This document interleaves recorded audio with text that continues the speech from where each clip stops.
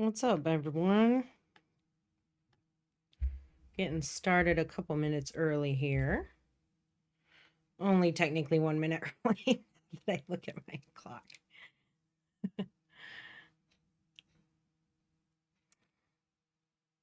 Just gonna wait a few minutes until everyone kind of piles in.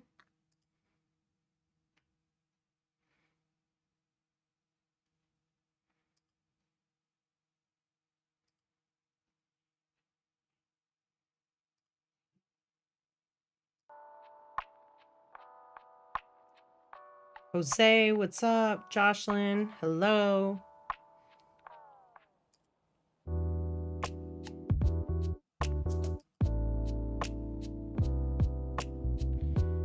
Maria. Yeah, we do have live.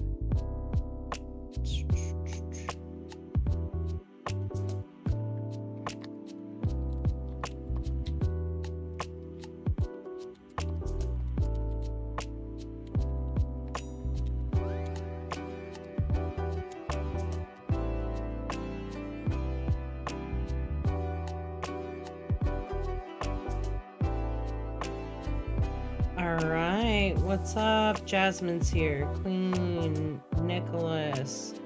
So the technology login challenge is now due on Friday. Yeah, unless you got it done. If you already got it done, I already graded it. You don't have to worry about it. But I extended the date on it because some people aren't able to get their computers until like this Thursday. So I wanted to do that. What's up, Logan?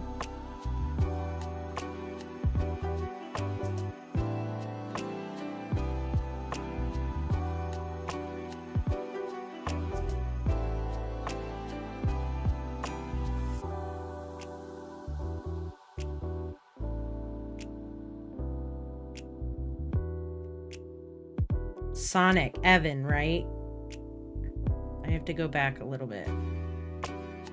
Epic Biohacks, what's up? Maria's on. What's going on, Maria?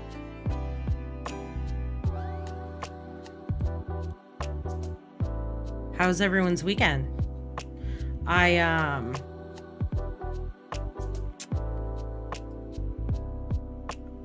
Wise man once said to Dakota, what's up?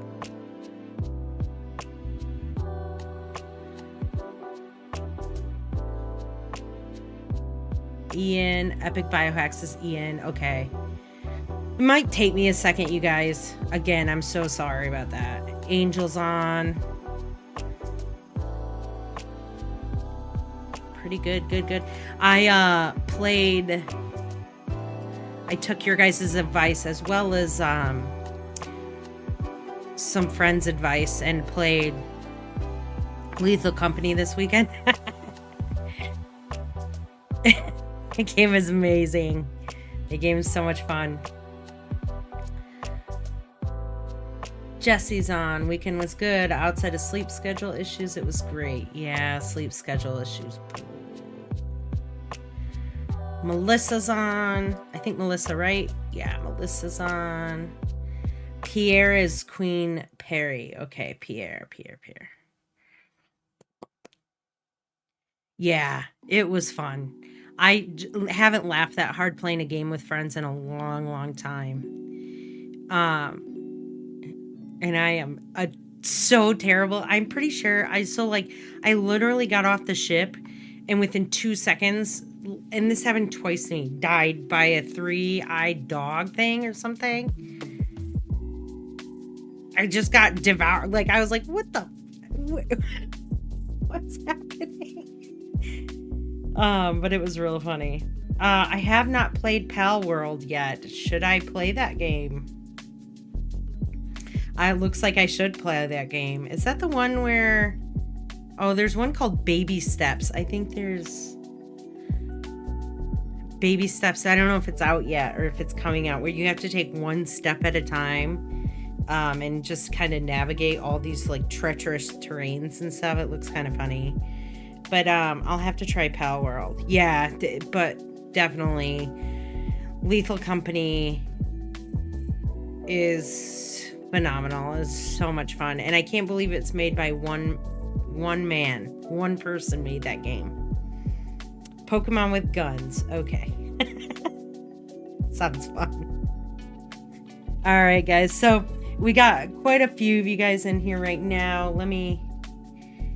I should play Pokemon White 2. I've got you guys are putting a list of games on here for me to play. Over it, but with legs. Let me stop this real quick. Just try and play a little bit of music while we're waiting for everyone to log in. But we've got quite a few of you guys in the chat right now. So, today we're going to talk about the basics of animation. Okay, we're going to start getting into some fun stuff and making some things move in After Effects. Last Thursday's class, we talked about how After Effects is a compositing software, and we made the weirdest thing I think I've made in a really long time, by using different compositing techniques, right? And so today, what we're going to do is we're going to start talking about animation and kind of the basis of what we're going to use within these programs. And we're going to kind of show this demo inside of After Effects, since that's really the main program that we're going to be working in. But these principles, I just want to let you guys know, will transfer over to any animation software that you're working in. Your techniques just maybe change a little bit. I did we updated the homepage. So this is after the first week. We have a new homepage here, where you can have access to the Miro board, where I have some notes that are written already up. Hopefully it logs me in. Some After Effects shortcuts here that you guys can click on and save and watch. Some more just kind of notes I have for you guys. Some of these might not be anything for you to worry about at the moment, maybe a little bit later in class, but these are just some notes that I had written down. And then some shortcuts for Cinema 4D written down for you guys, as well as down here below where my camera is, where you guys see my camera, is some Illustrator shortcuts too. So if you guys want to kind of learn more about Adobe Illustrator, some shortcuts there, just a little blog to watch. So this is neat for you guys. I haven't updated the notes in a little while, just because I'm so busy teaching that it's hard for me to stop in here and type this stuff out while I'm showing you.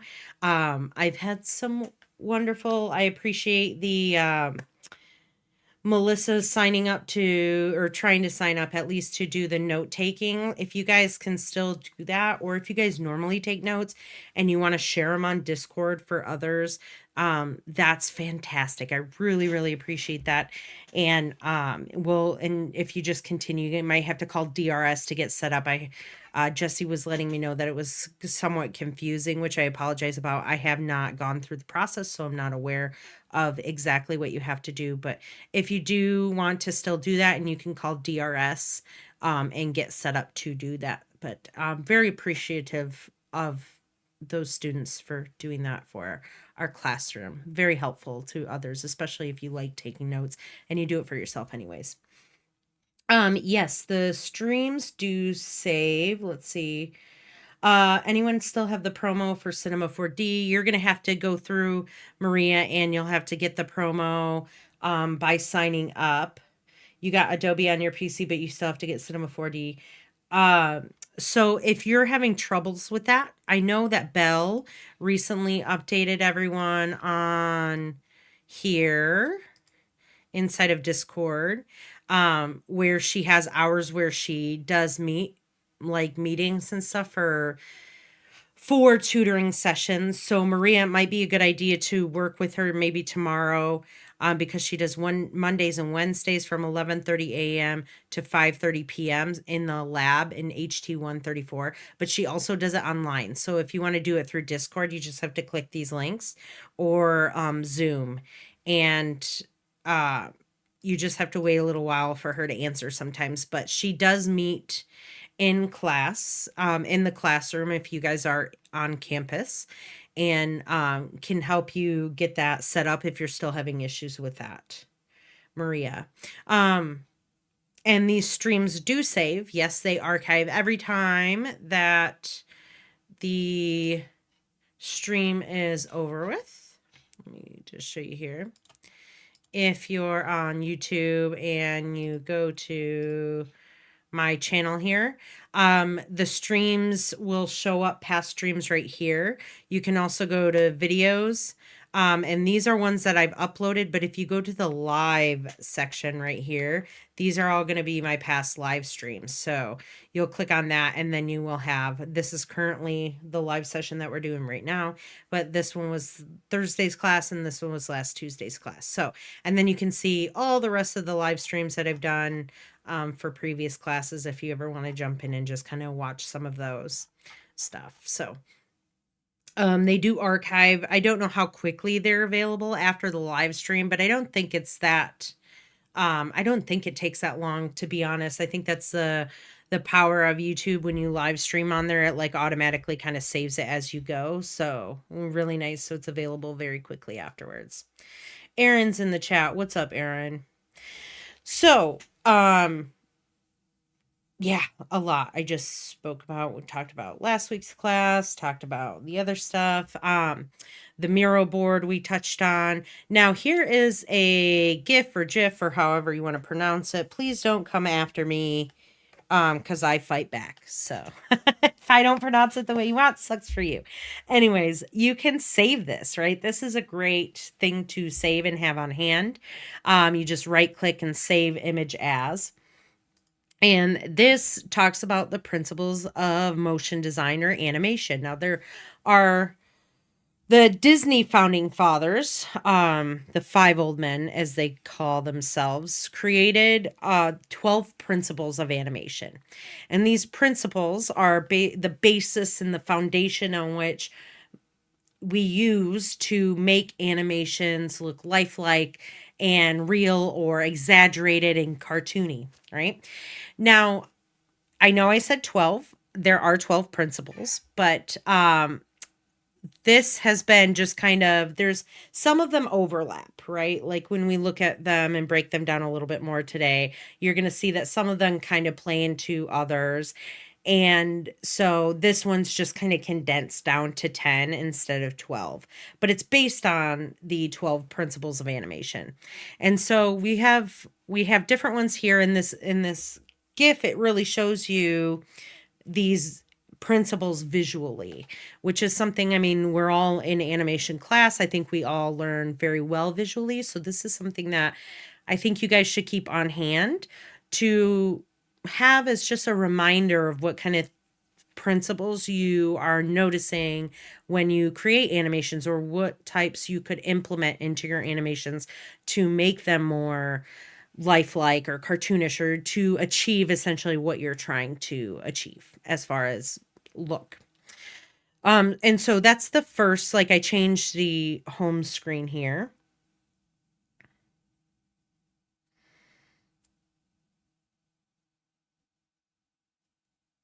Now, if we go into modules, I have added some, you'll notice that there's some new modules on here. The first one that I added is the principles of animation and different types of animation, which we're going to go over. Introduction to motion graphics. So this one's a reading and watching some videos. I think I have a couple videos on this one. This one is going to be watching videos and looking through some motion graphics work from past winners from the Motion Graphics Awards. We'll kind of touch base on this as well. And then keyframes and easing, and what are they? Now this one, the introduction to motion graphics, is a little bit of a writing assignment, but it's not very long, so it should be easy to do. And we'll touch base on that a little bit more in a second. These two are kind of like watching, reading, knowing, saving information, and banking this information in the back of your mind, because these things are very important to the rest of the class. And then finally, we have our first participation question. This this week. So if I click on this participation question here, I want you guys to read the principles of animation and types of animation modules, which we're also going to go over today, but I want you guys to watch them in depth, right? And after reading and watching the videos, I want you to write a 150 to 250 word response within Canvas to the prompt below. And then I gave you this prompt right here. So you're going to watch that module, go through that entire module, and then you're going to read this prompt here. And just in a text entry inside of Canvas, you will write a 150 to 250 word response. What's up, Eric? Welcome to class. And so this is your first participation question. Again, if I click on this, these are used to account for attendance. I'm going to say this several times. They cannot be submitted late, so they have to be submitted on time. It will be locked at the due date and time indicated. So you have to turn it in before Monday at 11:59 p.m. or it's locked and then you guys can't use it and then you get marked off for for an attendance, right? And these participation questions are combined 25% of your grade. So missing one or two might not be a big issue, but if you're consistently missing them, it will drop your grade at the end. Let's go back to the modules here. Was the assignment I saw a few minutes ago? Yes. Where's the video for the participation question? So we're not doing videos. Before, what I had students doing was recording a video question and they would submit the video question and I would go over it in class and watch a video and answer the questions that the students had. But this class is so big, we just unfortunately do not have time for me to watch this because each question ranges from a couple minutes to sometimes students leave 5-minute to 10-minute long questions. And we've got close to 50 students in this class and we just don't have time. And I don't think it would be fair to you guys to eat up our class time with those. And so that is why I have moved our participation questions to a written prompt instead. And so you'll just click on this, you'll start your assignment and you'll just type in whatever here and then I will grade this on the side. If you guys have questions,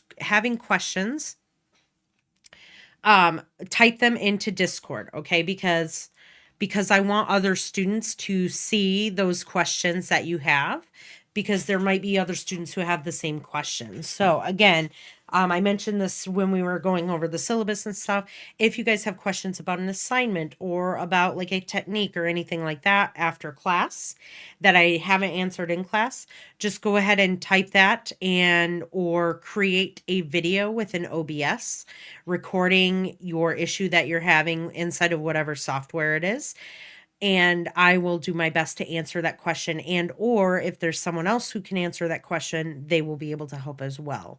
Now, if you're just asking a question about something within the software, again, I'll reiterate, I'm probably not going to be able to answer it because I'm not able to see what's going on.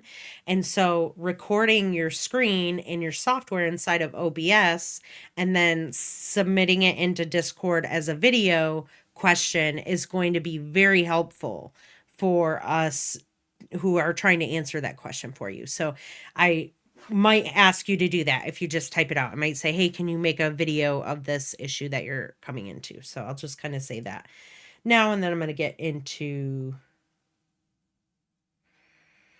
the rest. Let's see here. We'll have a participation question every week, not every class. So for instance, the one for this week is due on Monday by 11:59 at night. So the 29th by then. And so I only do it once a week for you guys. So it shouldn't be that big of a deal. Just a quick writing assignment is what it'll be. All right. So under the modules, let's kind of go through. We did that one.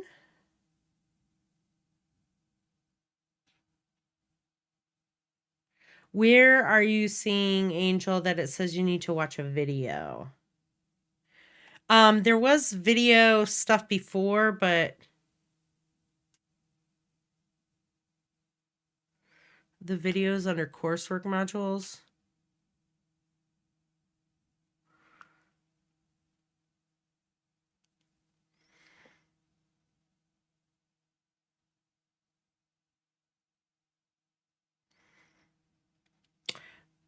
The assignments are going to be assigned, but they're not due the same night that we have like a live stream, right? I'm not going to make you guys do these while I'm talking because I want you guys to pay attention. The principles of animation modules. Yes, these are the ones that I'm going to go over these, but these are the ones where we need to watch the videos. I see what you're saying, Angel. Where is the video that we need to watch? You're going to go through this and watch these videos right here. There's links to the videos. This is something that you guys will see often is I will have links here. If you click these links, it will take you to videos, teaching you about different things that I will have posted in the modules that are going to help you along your journey, maybe within that module or something. So thank you, Jocelyn, for explaining that. But yes, that is what you're going to do. Angels, you're going to go through this. You're going to watch these videos. You're going to read these different things, which we're also going to go over today. And then you're going to do the participation question, but it doesn't have to be done now. So I want you guys to watch this. I live stream Tuesdays and Thursdays from 6 to 8:30. It says in the module. All right. Or in the syllabus, sorry. Okay, so let's kind of go over this. Principles of animation and types of animation. Again, the principles of animation are the foundation of animation to us. There are 12 different kinds, and that GIF I showed you, it was just condensed down to 10. But here is an image that you can also save that shows these 12 different principles of animation. We will be using some of these, actually a majority of them, and some of them won't come until a little bit later in the class. But some of them will come right away and we're going to start working with, and they're going to be ones that eventually come very naturally to you and is something that is second nature that you're going to automatically add into your work, like squashing and stretching objects, right? That gives an object kind of malleability, and it gives it volume, and it helps us to decipher maybe what the object is made out of, right? If you're to throw a soccer ball at a wall or kick a soccer ball at a wall, it's not really going to compress a lot or change shape a lot, versus if you take like a sticky little ball that is squishy, like I don't know, like like those koosh balls or something that you grab and you throw and like it sticks to the wall, that is going to compress a lot. It's going to change shape on its way there. And so being able to deform an object by squashing it down and stretching it out gives those different types of looks depending on what you're going for, right? This is used a lot in animation. You're going to see this one, anticipation staging. You're going to see all of these, and you'll be able to recognize these more and more the further we get into class. And the more you start watching videos and breaking things down, and when you're watching TV and able to break down maybe how a scene is created, you'll be able to point these different principles out, right?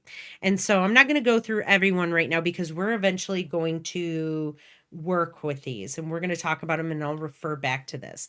But this is an image that you can also save. And then these two videos right here that you can click these two links. These ones will take you to videos that talk about the 12 principles of animation, which it's animated videos to it. So there's no other way to see it better than watching these videos. And so you can bookmark these videos, save them, whatever you need to do, but they will be available in this module for the entirety of the class. So if you need to refer back and look at these, you are more than welcome to. Now, as far as types of animation, there are 5 main types of animation, almost kind of 4, but I will say 5, right?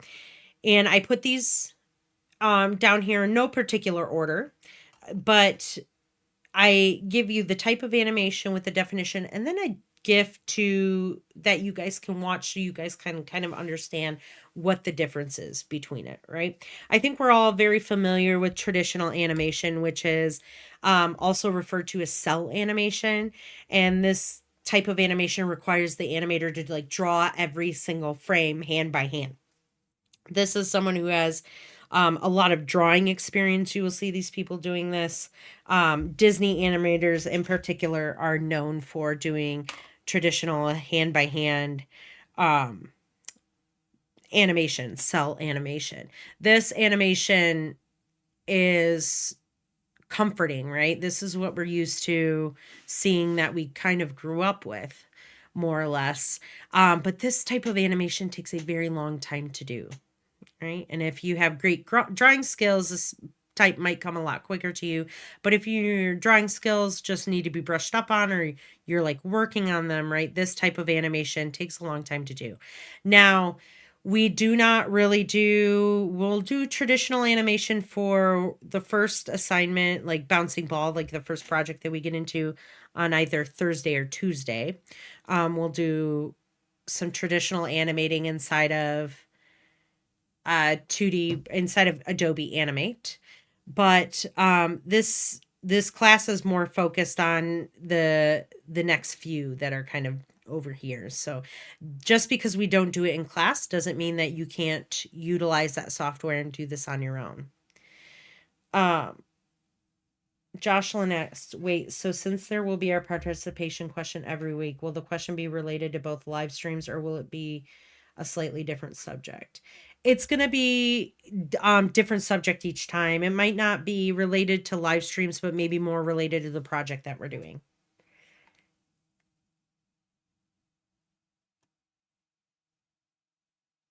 Yeah. I mean, yeah, the 90s anime, since the traditional animation in anime is so beautiful and pleasing.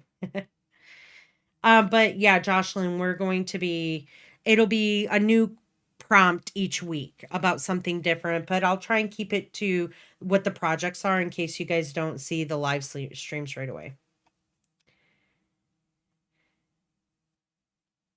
So 2D animation refers to like a vector-based animation style, similar to the ones used in Adobe Flash, which is now Adobe Animate. This style of animation is super popular because the technology is so accessible.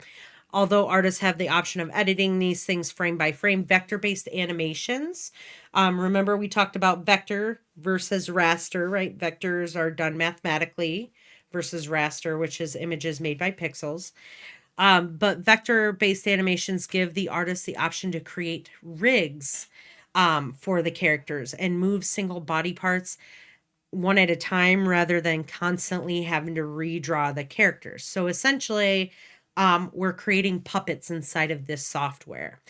We do 2D animation both in After Effects and also Animate does vector-based animation. Adobe Animate, also known as Flash in the past, can do both traditional and 2D animation. So you can create vectors, images, and move them that way, or you can draw frame by frame if you want to. You have both options. 2D animation, you can't really do traditional animation inside of After Effects. It's not a drawing program, but you can do 2D animation inside of After Effects. But it gives a lot of flexibility. The 2D animation gives a lot of flexibility to beginner animators and people who maybe don't necessarily have the best drawing skills. It doesn't really rely on that as heavily. The tweening in class, we will talk about that in a little bit, Maria, but tweening is something more or less done within the traditional animation and 2D animation, like the vector things. The thing about After Effects, the program that we're going to mostly work on, and in Cinema 4D, is it does the tweening for you, which is a lot of heavy lifting that it does for you. And sometimes those need to be adjusted, but in general, it kind of automates it for you based on what you're doing. But we will also do a little bit of tweening and adjusting to those in between frames as well. Now, 3D animation is, I mean, it's very different from the traditional style, but they both require the artist to share the same principles of movement and composition in animation, right? Basically, like how your frame is laid out.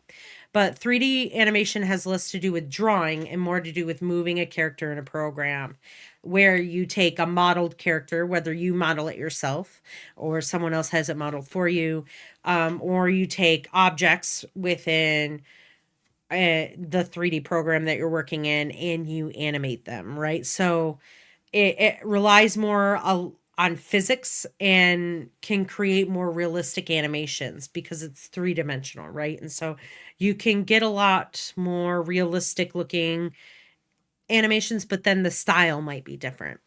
Um, but you use keyframes to create specific movements and you kind of let the computer fill in the rest, like I was saying before with tweening. Motion graphics. The other thing that we're going to do a lot of inside of this class, we're going to do a lot of the 2D animation, 3D animation, and motion graphics. With 2D animation, we're going to do eventually get to some like minor character stuff, but we're not really going to focus on character walk cycles or anything like that. Not that I believe. But we might, when we get into our more creative stuff for you guys where you're creating your own story, essentially, you might have the opportunity to do that. Depends on how advanced you are in the class at that moment. Now, motion graphics is very similar to 2D animation, but the form focuses more on the ability to move graphical like elements, shapes, text, those type of things. And it's super common to use for like advertisements, promotion, explainer videos, animated logos, things that are in very high demand right now. It's essentially like graphic design with motion added to it, right? The skill sets necessary for the other types of animation, it doesn't apply to motion graphics necessarily because there's no need to really mimic body movement or facial expressions. But that statement is kind of blurred because you can do 2D animated characters that look very motion graphic-y, right? But motion graphics are mostly like moving shapes, moving elements, different like shape elements or graphical elements and text and things like that. Advertisements rely heavily on motion graphics and present plenty of career opportunities. And so here's just kind of an example of motion graphics where we have this camera taking a photo, and that photo kind of morphing into a globe, which goes back into the camera. This is all of these animations. Well, this one, the 3D one, the motion graphics one, these are looping animations, which mean the beginning and end are the same. And so it looks seamless, right? We'll talk more about that once we get to creating a loop. Stop motion animation, very similar to traditional animation because it combines like a series of still images that are slightly different to show movement. So you take an object, you move it, take a picture. You move that object again, take a picture. Adjust the object again, take a picture. The largest difference is that stop motion uses photography, right? Instead of hand drawing. Instead of drawing the object, taking a new page, drawing that object in a little bit of a different area, right? Which is your motion inside of traditional animation, you're using images to do that. And with stop motion, the artist takes a photo of the object or scene, slightly moves the object or objects before taking another photo. The artist repeats this process until the scene is completed and uses each photo as a frame in the animation. It's similar to flipbook photos with photos. And so I want you guys to kind of look into this stuff if you're not really familiar with them. I want you to do a little bit of just like Googling. That's all you guys have to do to look into that. These different types of animation, maybe some people and individuals within those fields, right? There are several individuals who are stop motion animators or motion graphic artists or 3D animators, 2D animators, traditional animators. You can look these people up, find their work, and write about those for your I didn't want to do there. I wanted to go to modules. You can write about those for your participation questions. Yeah, stop motion requires a lot of patience. Um,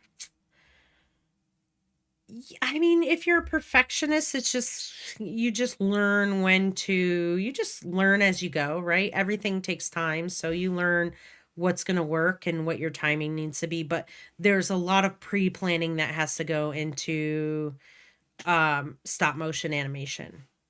And storyboarding essentially. Yeah, Kubo and the Two Strings, that's a good one. Nice. I'm happy you already several stop motion animators. That's already good. You guys should have a few animators that you're aware of that you enjoy and follow. I really highly suggest you guys start looking into motion graphics artists who are also animators. That's technically what I am, is a motion graphics animator, 2D animator, right? I mostly focus on this and the motion graphics for my career, my job outside of school. But there's plenty of people who I look up to who do amazing work, and very cool work, and they do still work for companies like Disney and Pixar and stuff like that. They just do more advertising side of the work and less of like doing the films. And so that field specifically has a lot more job opportunities in it than the other fields of like traditional animation, stop motion animation. Not that you can't get into those fields, but they might just be a smaller community of those animators. Ben Marriott. Yes, yes.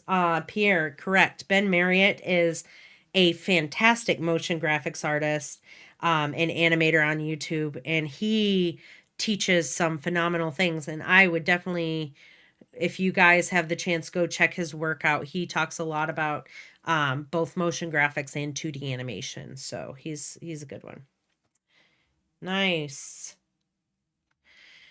All right. So moving on to introduction to motion graphics, because I want you guys to this one's the one I feel like you guys are less familiar with. And so that's why I have like an assignment on this. But I want you guys to remember that this content in these links, they don't represent GCC or the opinions of the school, but you guys may find the content maybe objectionable. I just want you guys to use common sense. So when you're looking through these, it's like going to the art museum and seeing art. There's going to be some art that you like, some art that you don't like. It might repulse you, it might draw you in. Just have an open mind when it comes to this stuff. And so I want you to watch these videos. They're intended to provide an overview of like the motion graphics community. And so I want you to take note of these videos, and I want you to watch these. These are PBS off-book videos that talk about animation, creativity, and graphic design. And so these are pretty important for you guys to watch. And then here is a link to the 2022 Motionographer Award nominees. I'm sorry, these are the winners specifically for 2022. I didn't mean to write nominees here, but these specifically are the winners. And these are, this is a combination of film, 2D animation, 3D animation, it's a combination of all the types of animation we were talking about. And these specifically are the winners of 2022. There is, if you go to 2023 awards, they're still working on picking winners for that. So the award show hasn't happened. And so they're still nominated. So there's different nominations that I think you can go through. I don't know if you can look at the ones that are nominees. You can. So you guys can either, for the assignment, right? If you just come up here to prior years, you can just see the drop down menu and go to the year prior or click that link. So if you want to go to 2022 and see the winners, or to 2023 and see the nominees, you can write about either or. But I just want you to write a 150 word post on Discord about your reaction to the video content that you've seen, right? So these, and then go through some of the winners or the nominees for 2023. And answer these questions. What kind of work would you like to make? What tools are used in motion graphics? And then your own reaction, right? So write that inside of Discord. What is your reaction to those motion graphics? And 4 screenshots from the 2022 award winners or the 23 nominees if you want to, that you might have found inspirational, and be sure to include a link to the entire work and include who the individual is or the studio is. And then I want you to write about why you selected these 4 examples of motion graphics. And it doesn't have to be super long, 150 word post, right? And then you just comment on two other people's posts here. And then your deliverable for this assignment is like a group of JPEGs that can be submitted, or a single PDF with all of your screenshots that shows your post, telling me what kind you liked, what are the work you liked, and what tools are used in motion graphics. And then also all of your comments. So the 2 comments on other people's posts.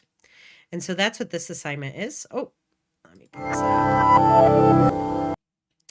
There we go. Now, so this assignment's pretty quick and easy too. And this one's due on Friday by 11:59 at night. So this one's due the end of the night on Friday. This one will be pretty easy though.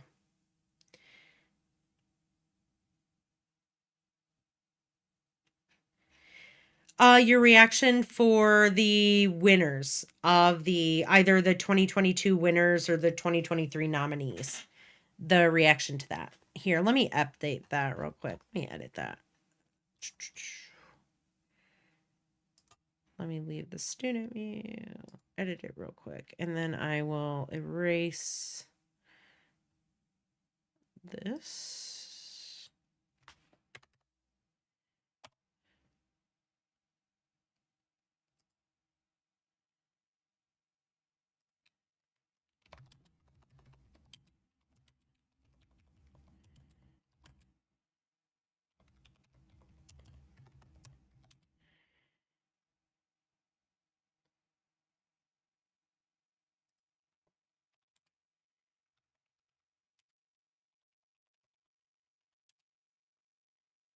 There we go. Okay, that should work just fine.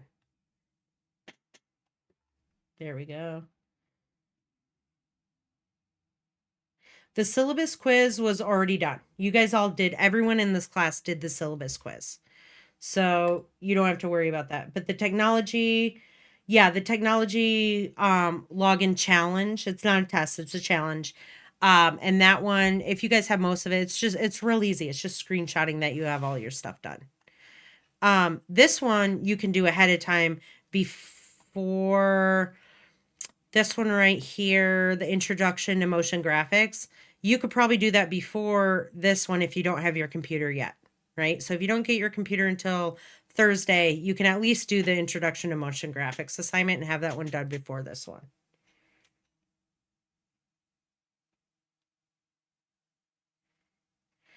What kind of work that you like to make as far as like, let's see. Let me go back to it. Angel asked, when I ask you guys what kind of work you like to make, are you referring to the videos? Yeah. So the videos that you're watching, like what kind of work did you see that you would like to try and recreate for, maybe in the class, or like maybe learn just at some point. It doesn't have to be in class right away, but maybe it's something that you would like to learn later on down the road, right? All right, I'm going to go back to the modules. And this one we'll talk about soon, but I am going to close this and kind of jump. We're going to go open up After Effects here, and we're going to jump back into the programming. We're going to talk about timing today. We're going to talk about like the basics of animation, and I'm going to show you kind of how to basically move things inside of After Effects. And then we'll jump back into that other module that was about keyframing and stuff like that. I'm going to shut my camera off so that you guys can see the entire program, but I will still be here even if I'm a little bit quiet. Um, because I have notes up on the side. I want to make sure that I give you guys all of the information. And I will do my best to kind of stop and write things down. If you guys have questions about things, of course you can ask in there. But yeah, let's go ahead and kind of get into the program, the software here. Let me just shut this off real quick.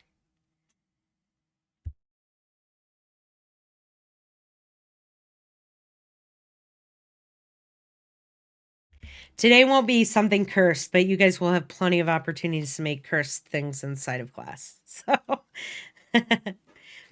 all right. So, last class we talked about the layout of After Effects and how we have different panels, project panel up here, properties, effects panel, which I accidentally closed out. We talked about how to get back to things in case we accidentally close them out and kind of how to move panels around, right?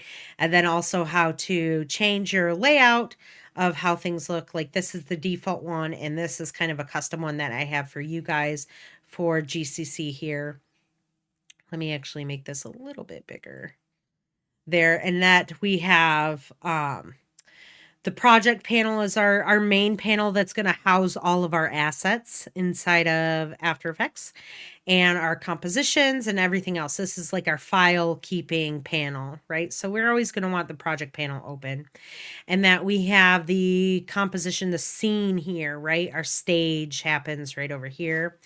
And then on the side, we have different other panels that are options to have open. You absolutely don't have to have all of these open.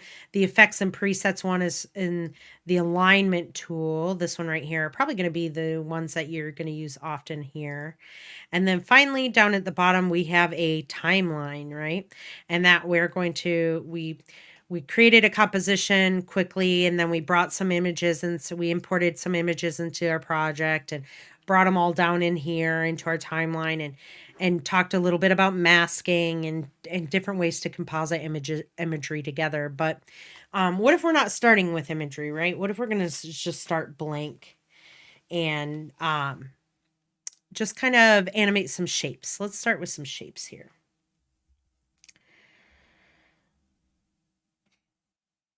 You're getting a system compatibility report, Angel. Are you renting a computer from, is that a computer from the school or is that your computer?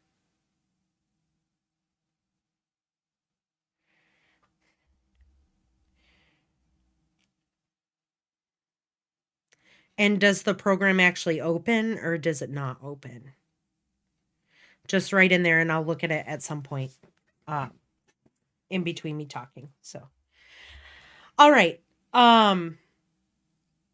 Let us start with, whenever we're opening the software here and we have nothing going on, we have to create a composition.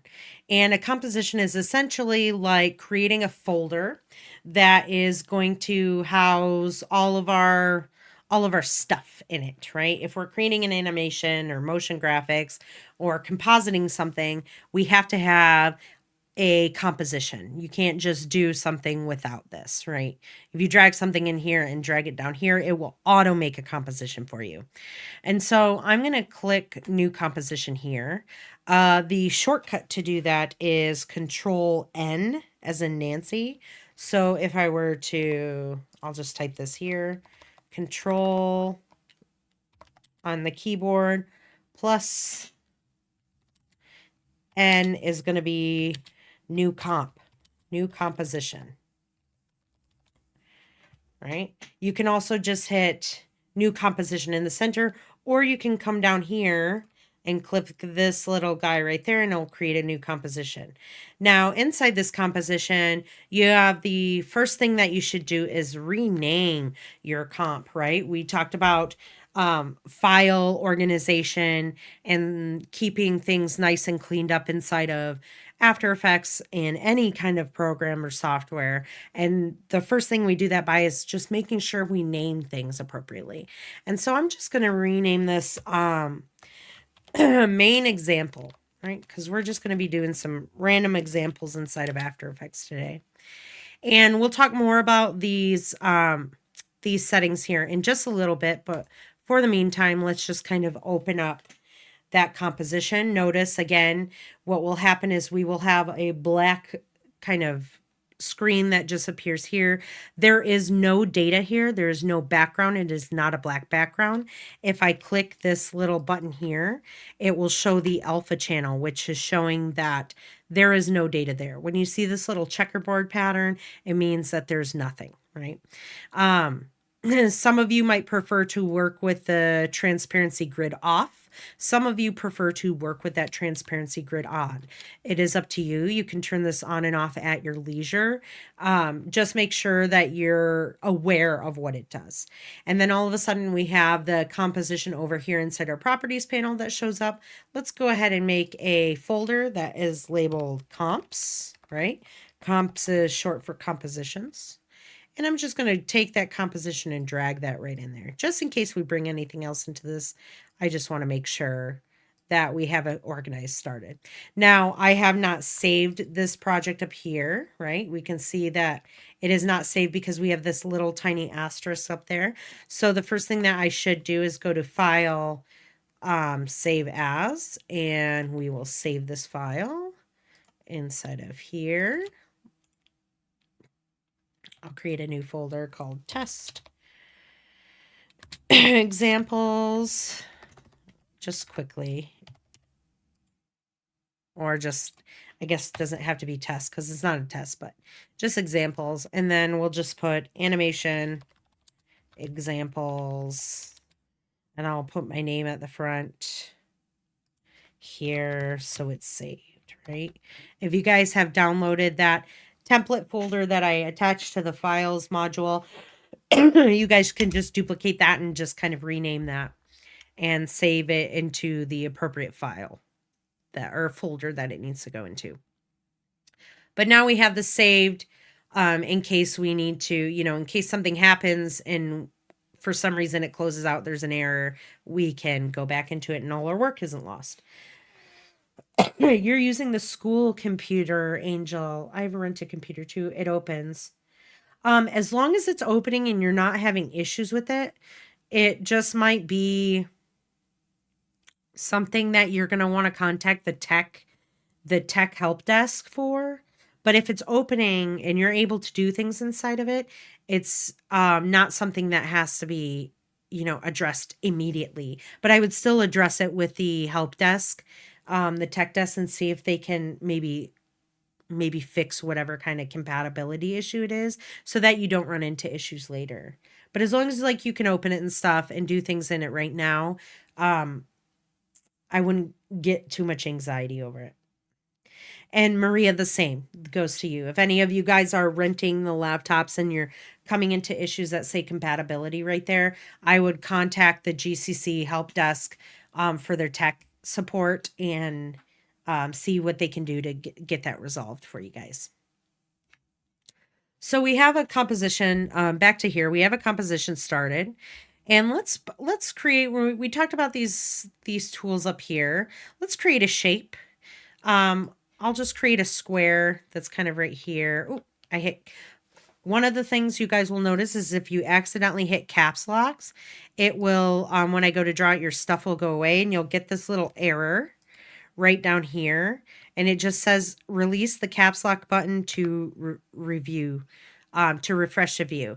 It's just something that happens inside of After Effects. It happens to everyone. So if that occurs, just make sure you didn't hit your caps lock button because that can't really be on. I'm going to shut the stroke off just for this example right here. I'm going to sneeze just one moment, you guys. Ooh. Okay, did that off screen. I'm going to change the size so this thing is equal on all sides. I want to have a square here. And so when I drew that, all of a sudden this properties panel showed up here. And this is the new thing that I told you guys about where you can kind of access these different properties to the shape that you create a lot quicker. And so I'm just going to make this an even square. And then I'm going to, there's these little locked like chain link icons here. That means that it's locking these properties to each other, right? So if I change this one, it's going to automatically change this one as well. If I unlock that, if I click off of that and unlock it, I can change these properties separately. But if it's locked and then I start to change these properties, it will change them both equally, right? So let's go ahead and I want to make it an even or equal on both sides.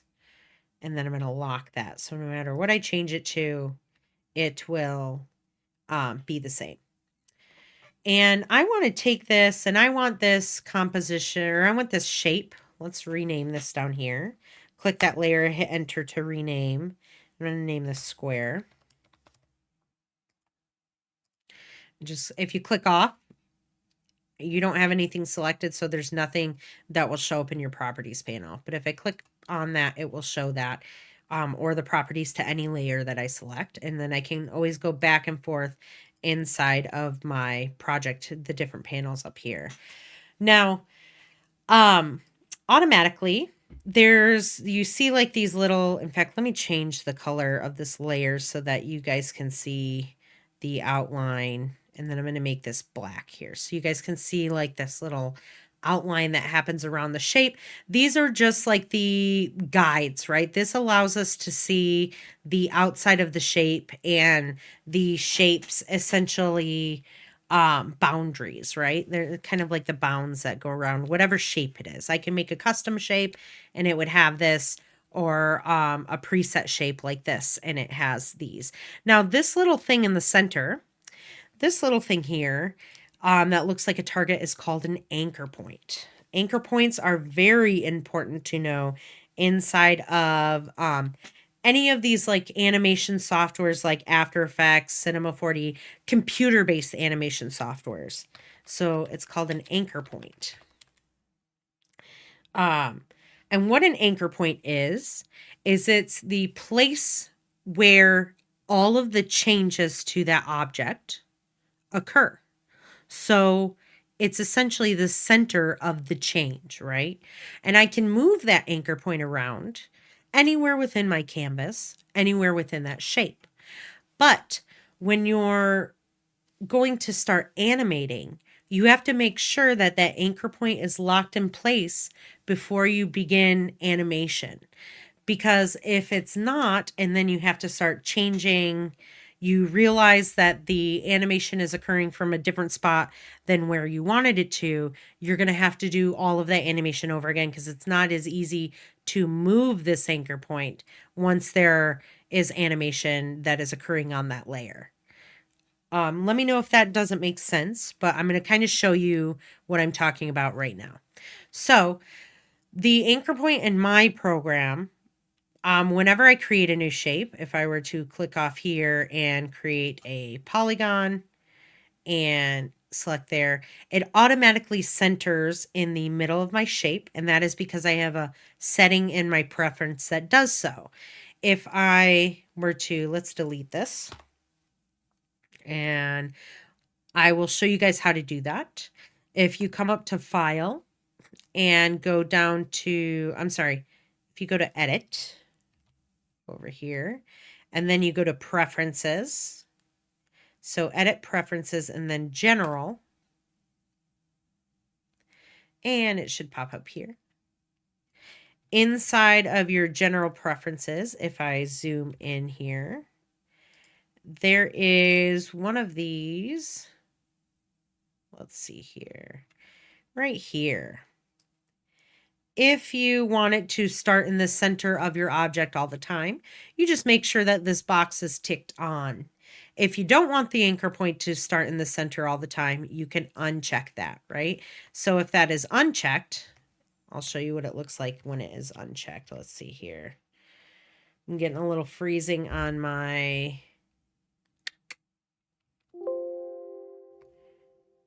Just a little, computer's frozen for a second.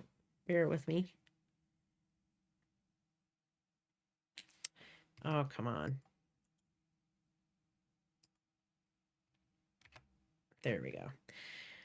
All right. If I uncheck that and then I hit OK, and now I draw a new square, rectangle, or whatever, and I let go, the anchor point is offset. It's not directly in the center of my object like it was here when I had that setting on. If that is the case, there is a tool that we can use up here, and it is called the pan behind tool, also known as the anchor point tool. If you look up here, it looks like this. And you're just going to select that tool here. You can just come up and click that tool, or you can press Y on the keyboard. Y is in yo-yo, and it will select that tool for you. And now when I grab this anchor point, you can see that I can move this around anywhere within my object or outside of my object. Now let's kind of see what this anchor point does. Let's move this one, instead of in the center like the other square, let's move this one off to the upper corner there. And let's rename this layer square 2 or rectangle. And then let's change the color so we can see the difference like immediately and we're not the same color of both of these. I have to just select my selection tool again. I have to grab my different tool. If I hit V as in Victor on my keyboard, it will grab that selection tool. I'm just going to change the color here. Just bring that up and we'll make it like a pink. All right, and let's kind of set these off to move these to here. And so if I want to rotate these two objects, I'm going to bring up a property of both of these, which I will talk to you guys in a second. And if I start to rotate this square with the anchor point at the center, the motion, that rotation, should occur from that center where that anchor point is. And so you'll see what I'm talking about when I start to rotate this object, that rotation is occurring from the center where the anchor point lies. Now, on this rectangle, I have the anchor point off to the side here. And so the motion that I do with this object here is going to occur from where this anchor point is off in space. So now if I try and rotate it, you can see that it's rotating around that point. So setting your anchor point right away when you bring an object into a composition, right? And you start to bring that layer down here into your timeline, is going to be really important to do right away. Because then if you start, like I said, you start animating this and that motion is happening and then you have to change where that center point is, it's going to throw off your animation and you're going to have to redo a bunch of stuff. So just kind of keeping that in mind, that whenever I do something, the first thing I need to do is change my anchor point. There you go. How do you move the anchor point? Again, with Y or the pan behind tool up here, you click on that, and then I can move that anchor point back to the object wherever I want it to be. I'm going to keep that back over there. I'm going to change this back to 0. And then let's go ahead and talk about those properties that I had mentioned. Each object has properties that are attached to it, right? And properties are essentially, they're called transform properties. Let me first type that out for you guys. Transform properties.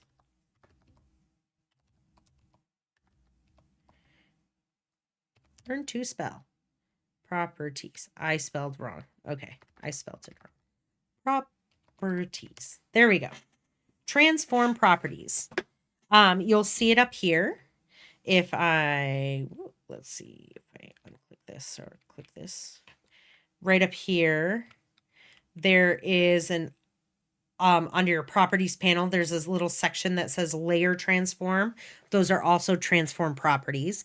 Same name, interchangeable, just way to say it. If I were to click on this little, these little drop down arrows on each layer, and if I were to drop these down, you see this tiny little list of things called transform, these are also your transform properties. There are 5 different properties that are able to transform on any kind of shape, object, image that you bring in. Doesn't matter what it is, they will all have these basic transform properties. If you bring in images and stuff, they might have less options. Like you won't have this little add option here, which we'll get to later on in class. But everything, no matter what you bring in here, if it were a video, an image, a shape layer like we have here, it will contain these transform properties. Now, the anchor point property is not something that we usually mess around with often. The anchor point, obviously, once we have it set with that little tool, will kind of stay where it is. But you can also move an anchor point by using that. So if I wanted to kind of adjust the anchor point of the object, instead of moving the actual anchor point itself, it's just going to move the object to that anchor point. Or in relation to where that anchor point is, right? So if I move it right there, these are just the coordinates essentially that it is on here in relation, that your object is in relation to the anchor point. It's a little bit easier just to grab this pan behind tool or the anchor point tool and just to drag it around to wherever you want it to be. It's just much quicker that way. Most people will work with this tool instead of with the anchor point transform property. Now there is a position property. So let me just kind of hide this one real quick, and we'll just look at the square at the moment, and we'll unfurl that layer. I'll bring that up. And the position property is where that object is based on the anchor point, right? So these essentially values that you have right here are where that anchor point is in space on your canvas. And we'll talk about the canvas space here in a little bit. But I can change the position of this object by moving these values, right? And so you notice one goes left and right, and the other one goes up and down. And these are x coordinates. X coordinates go left and right. Y coordinates go up and down. And we'll talk more about like your access points and stuff in a little bit. There is a scale. So if I want to change how big or how small my object is, I can do this. Again, these are shape layers natively created inside of After Effects. And so they are vector automatically. If this were an image, if I were to have brought a photo in here and I were to change the scale of it at a certain point, because that photo is a raster image, it will become blurry and pixelated. So I just want you guys to keep that in mind. But vector objects will stay sharp at no matter what size it is. If I, let's see, go back, change the rotation. There's a rotation property there. That is obvious, right? Opacity. Opacity is how transparent this object is. You can see this mostly if I were to toggle on my transparency layer. And as I drop this transparency, you're going to notice that you can see that transparency grid behind it. If I drop the opacity down to, let's say, 50%, and then I turn on my image, my layer of my rectangle, and I drag this rectangle underneath, it will show, because this blue square is now transparent. It has a transparency to it, 50% opacity. Transparency and opacity, again, interchangeable terms, right? If I say your transparency or your opacity, it is the same thing. But because the opacity of the square is down at 50%, I can see this pink rectangle underneath it. And then as I increase that opacity and make this blue square more opaque, when I get to 100%, then you can't see anything underneath it, right? And so that's how the opacity or transparency transform property works. I'll probably say opacity because saying transparency transform property is a mouthful, and I don't want to do that. So now there are shortcuts to access these different transform properties. If I were to have this layer furled up, let me just kind of shut off that. so you can see the background. And I wanted to access all of them. I can look up here and I can access them from up in my properties panel, this one right there. And it gives me all of those same things, those same transform properties to mess around with. It is the same, it's just putting it in a different area that's a little bit more accessible. And that's why this new panel is so lovely to have, that they made that new update last year. But in case you're not working in that, and let's say you have your project panel up here and you're wanting to access these transform properties, there are keyboard shortcuts that go with this. So P is for position. If I hit P, position will show up. If I hit S, scale will show. If I hit T, opacity will show. T is for transparency, but if you hit O, nothing will happen. So just hit T for opacity. And then R is for rotation. And if you wanted to get to the anchor point one, you would just hit A. Now I have these written inside of, I think it's on the Miro board. If I click on it for you guys to look at. Inside the After Effects shortcuts video, this one will have that as well. But let me just type them up on here real quick for you. So let's see here. A equals anchor point. P equals position. S equals scale. R equals rotation. And then, of course, because it has to be different, T equals opacity. Just think of it as opacity, right? Or transparency. And then if you just hit these, if you're selected, you have to make sure that you're selected on that layer, right? So that layer will be selected if it's highlighted like this. And then you hit any of these on your keyboard, the A, P, S, R, or T, it will show that property up there for you. Now, if you want, let's say you want more than one property to show, which will happen often. Let's say I wanted the scale, but I also wanted the rotation. If I hit S first to show scale, and then I hit Shift R, it will bring up another property for me, or Shift P if I want position, or Shift T if I want opacity. And so it'll bring those all up for me. Or again, you can just go to your properties panel here and you have them all here.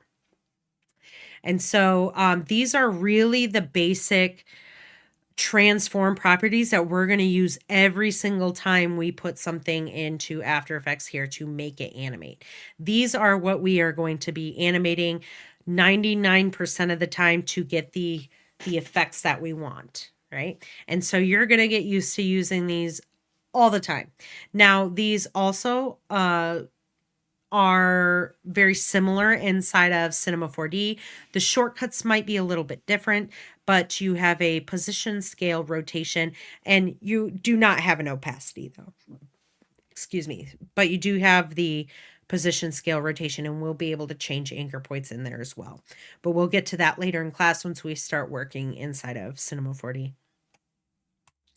So now we've talked about anchor points. Very, very important. You want to make sure you update where that anchor point is first. We've talked about transform properties, but now how do you make it move?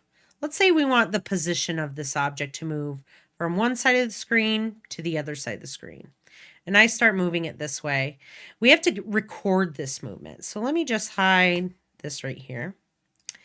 And let's go ahead and hit P for position because that's the one we want to use. And we want to kind of start here and then make it go all the way to the other side.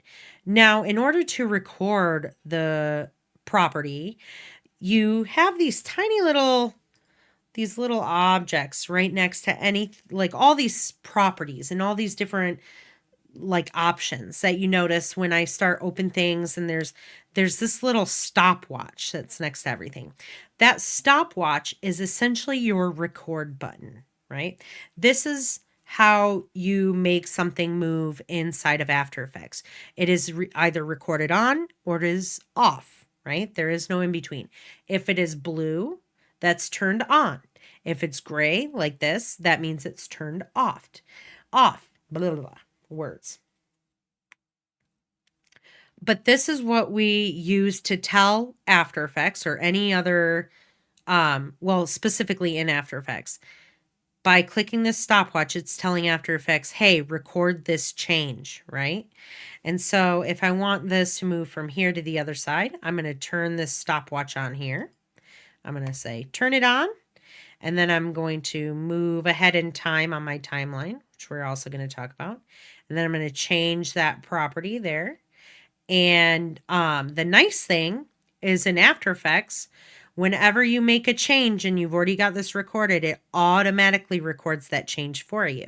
And so I don't have to hit it again, right? So if I move there and I change where that square is and I hit this again, you're going to notice it's going to shut that off. We don't want that to happen.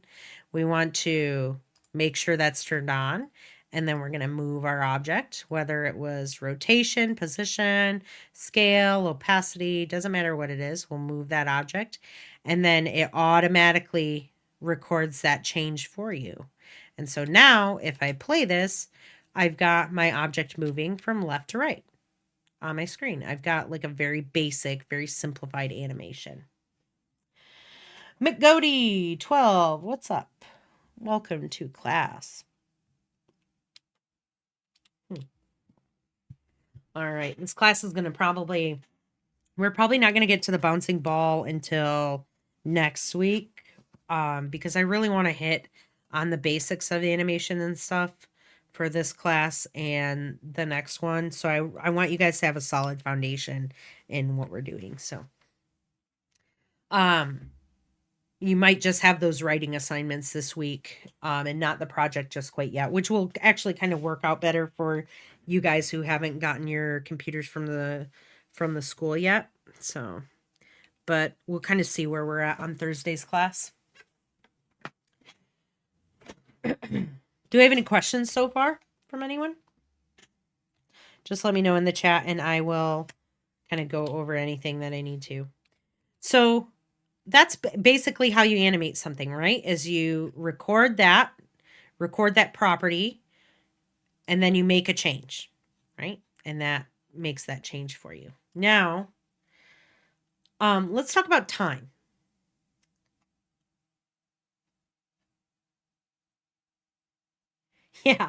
Yeah, Animate is definitely different than After Effects and it looks different too. So you've probably been a little bit lost. Shikudo, what's your name? What's your actual name? So I'm going to try and learn it. But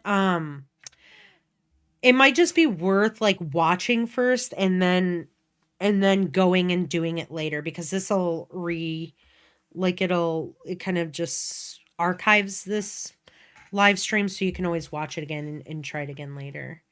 But you might, I mean, unless you learn that way better, but you might get a little bit more out of Efren. Cool. What's up, Efren? You might get a little bit more out of watching and then trying it later. It just might be more helpful for you. All right, so now time. Let's jump back into what I was getting to here. Let's unrecord this change here. And let's talk about time in animation. Everything about animation is based on time and timing, right? Now, down here, you've noticed, and I haven't talked about it, but you've noticed that I keep calling this your timeline, and your composition gets dragged down into your timeline, right? And now this right here, where there's all these numbers, this is your actual timeline area. Right here are where your layers are stacked, and this area is where all of this magic in the animation actually happens. Now, at the beginning words, you have this little line here with an arrow.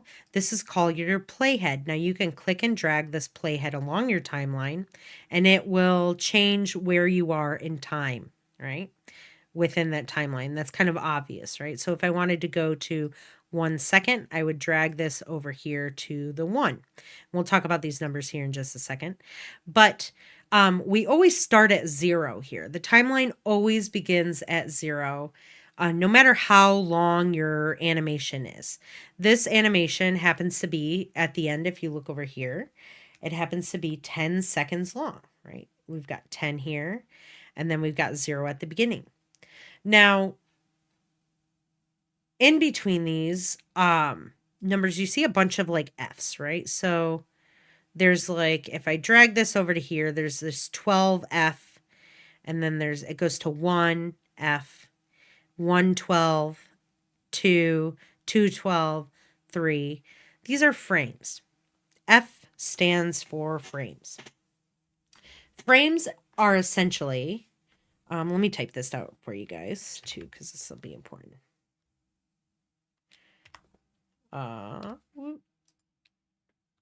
F equals frames. All right. Frames are the smallest measurement or measure of time in animation. When we were talking about stop motion animation and traditional animation, and I told you that you have to draw on every frame, or you may, as far as like stop motion goes, right? You take a picture, you make a change, you take another picture. Those pictures would be considered frames. Same as if you were doing traditional animation and you were drawing. You draw a picture, you get another piece of paper, you draw another picture, you get another piece of paper, you draw another picture. Those are considered frames, right? Now, the basis of animation is taking a bunch of images, putting them together in a sequence, and when you play them back fast enough, you get movement, right? So each frame is just an image. That's all you have to think of it as. A frame is an image, right? And frames are the smallest measurement of time in animation. So frames, images, are the smallest measurement of time within animation. And so we look at this timeline and we measure it by how many frames are within each second.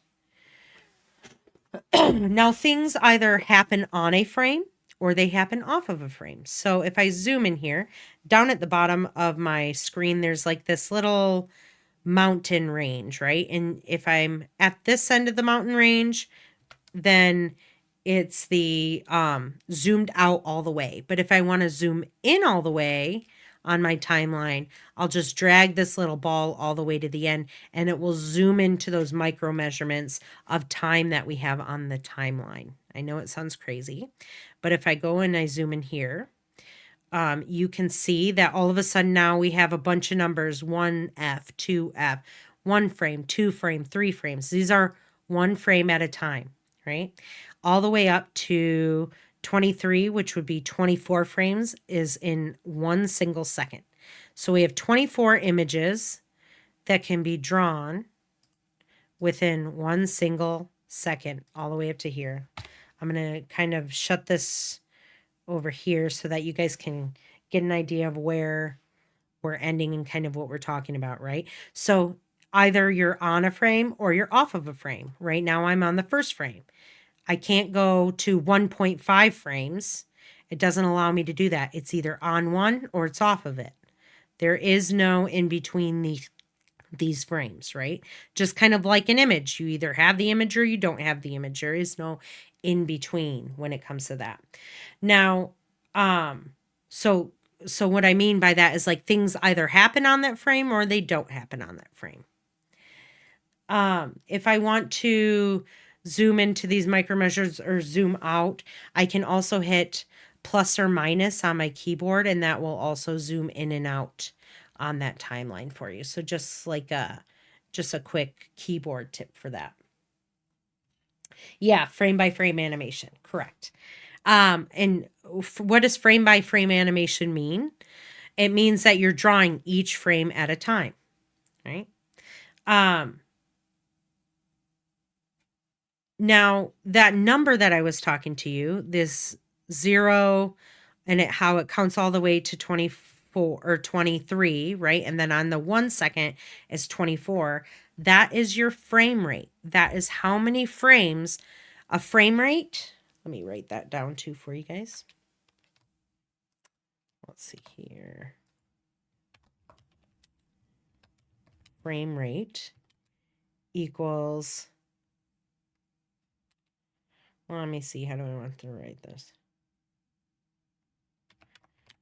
How many frames are within a second of animation, right? So within 1 second of animation, we have 24 different drawings that can occur, right?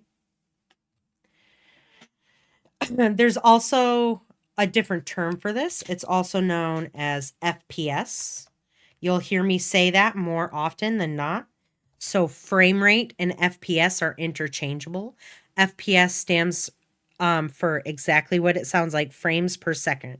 It's just an acronym for that. So you'll hear me say, make sure your frame rate is at 24 or your FPS is at 24. It's the same thing. So just train your brain. There's a lot of interchangeable terminology within animation, and you just got to train your brain to start thinking of that. So if I say frame rate or FPS, that means how many frames are within 1 second of animation. The standard frame rate for animations nowadays is 24 FPS, right? This is the standard for like 2D animation, motion graphics. Let's see, 3D animation, 2D, 3D, and motion graphics. I'll just put MG for motion graphics, right? Now, when making hand-drawn animations, we work with 12 frames per second, 12 FPS, right? This is reserved for hand-drawn animations. So traditional, right? Traditional animation or stop motion, which I'm just going to kind of come in here and type it like this. Motion.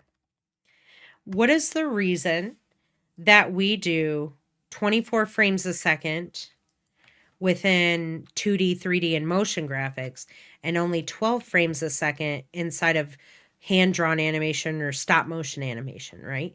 And the reason being is because drawing, if we were to draw at 24 frames a second, it's not that you can't do it, but that is a lot of work, right? That is like to get 1 second of animation, you would have to draw 24 different images. And that amount of work takes an exorbitant amount of time, right? And so that's why our brain can register motion, I think at, I think it's at how many frames? I think within 8 frames a second or 10 frames a second. So 10 different images within a second, our brain registers it as motion. If it's anything below that, I don't quote me 100% on that number, but if it's anything below that, our brain just looks at it as a stagnant image, right? We're just seeing a picture. But if we change that picture up to 12 times within a second, 12 FPS, we have an animation that can look smooth enough, that gives us a sense that we're watching a video, right? Or watching an animation, watching something that is moving on screen and not just sitting still, right? 24 frames a second is going to give us a much smoother animation. And the reason we do that in these computer generated programs is because they usually do all of these frames in between for us automatically, right? The tweening is what we were talking about earlier. Tweening stands for in between, the in between drawings of main poses. So like if you're swinging a baseball bat, for example, and your first main pose is the bat behind your head, the second main pose is the bat making a connection with the ball, and the third main pose would be the bat on the after swing, right? And all of those drawings in between, those are called in-betweens. You have to manually draw them when you're doing hand-drawn animation or traditional animation or stop motion even. You have to manually do those. But with these computer generated like 2D, 3D, and motion graphics, it automatically does those in between images for you.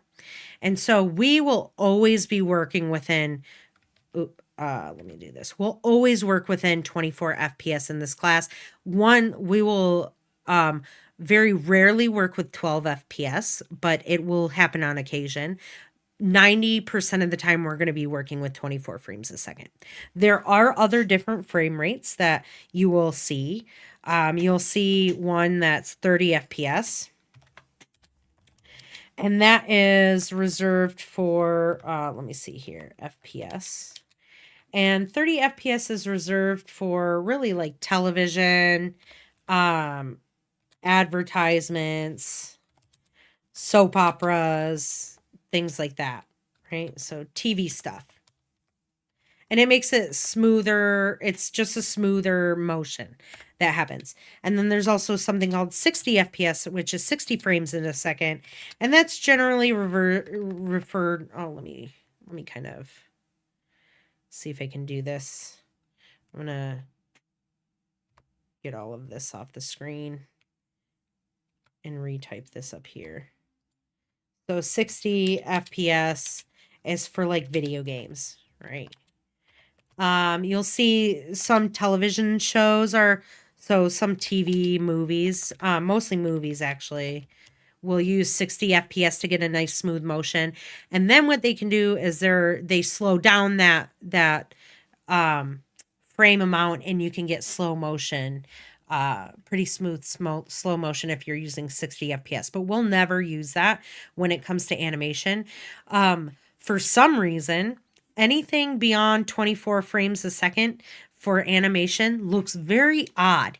You can try 30 frames a second, but it doesn't look as good. You would think that the more frames a second that you do for animation, it makes it smoother, but it doesn't.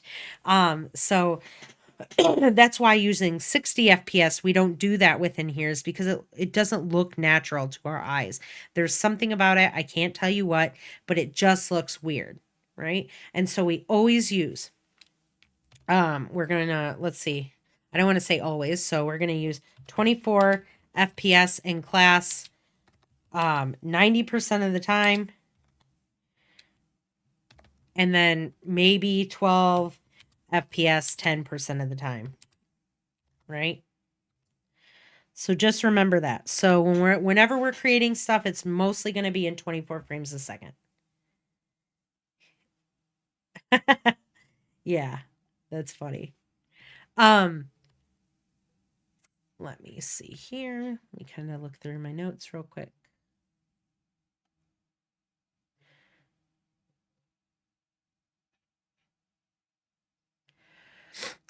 These frame rates, by the way, I want to let you guys know this is general information regarding animation and motion, right? So this idea of frame rates, it is transferable information between no matter what software you're using. This is just general information within animation and kind of video. And will be the same. So when we're working in 24 FPS frames per second, we'll be working in that within After Effects. We will be working in 24 frames a second within Cinema 4D. And then when we're in Adobe Animate, because that's more of like a traditional 2D animation, we're likely going to work in 12 frames a second. So that's just kind of what you guys want to burn into your memory, as if it's Cinema 4D or if it's After Effects, it's going to be 24 frames a second. If it's Adobe Animate, it'll probably be 12 frames a second. You can use 24 frames a second, but you might just be drawing a little bit extra. Okay. Now,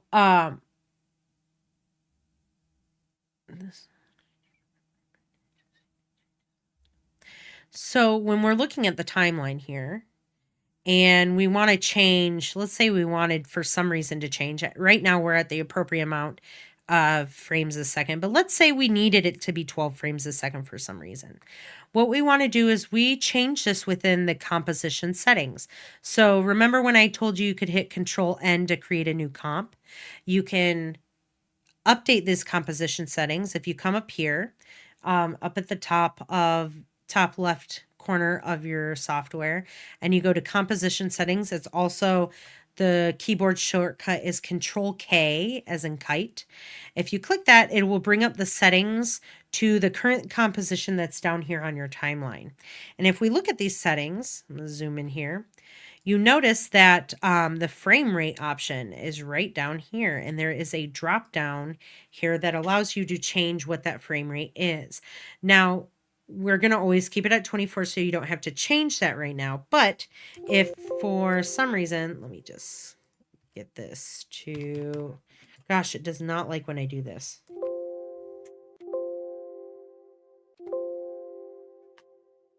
Hold on, you guys.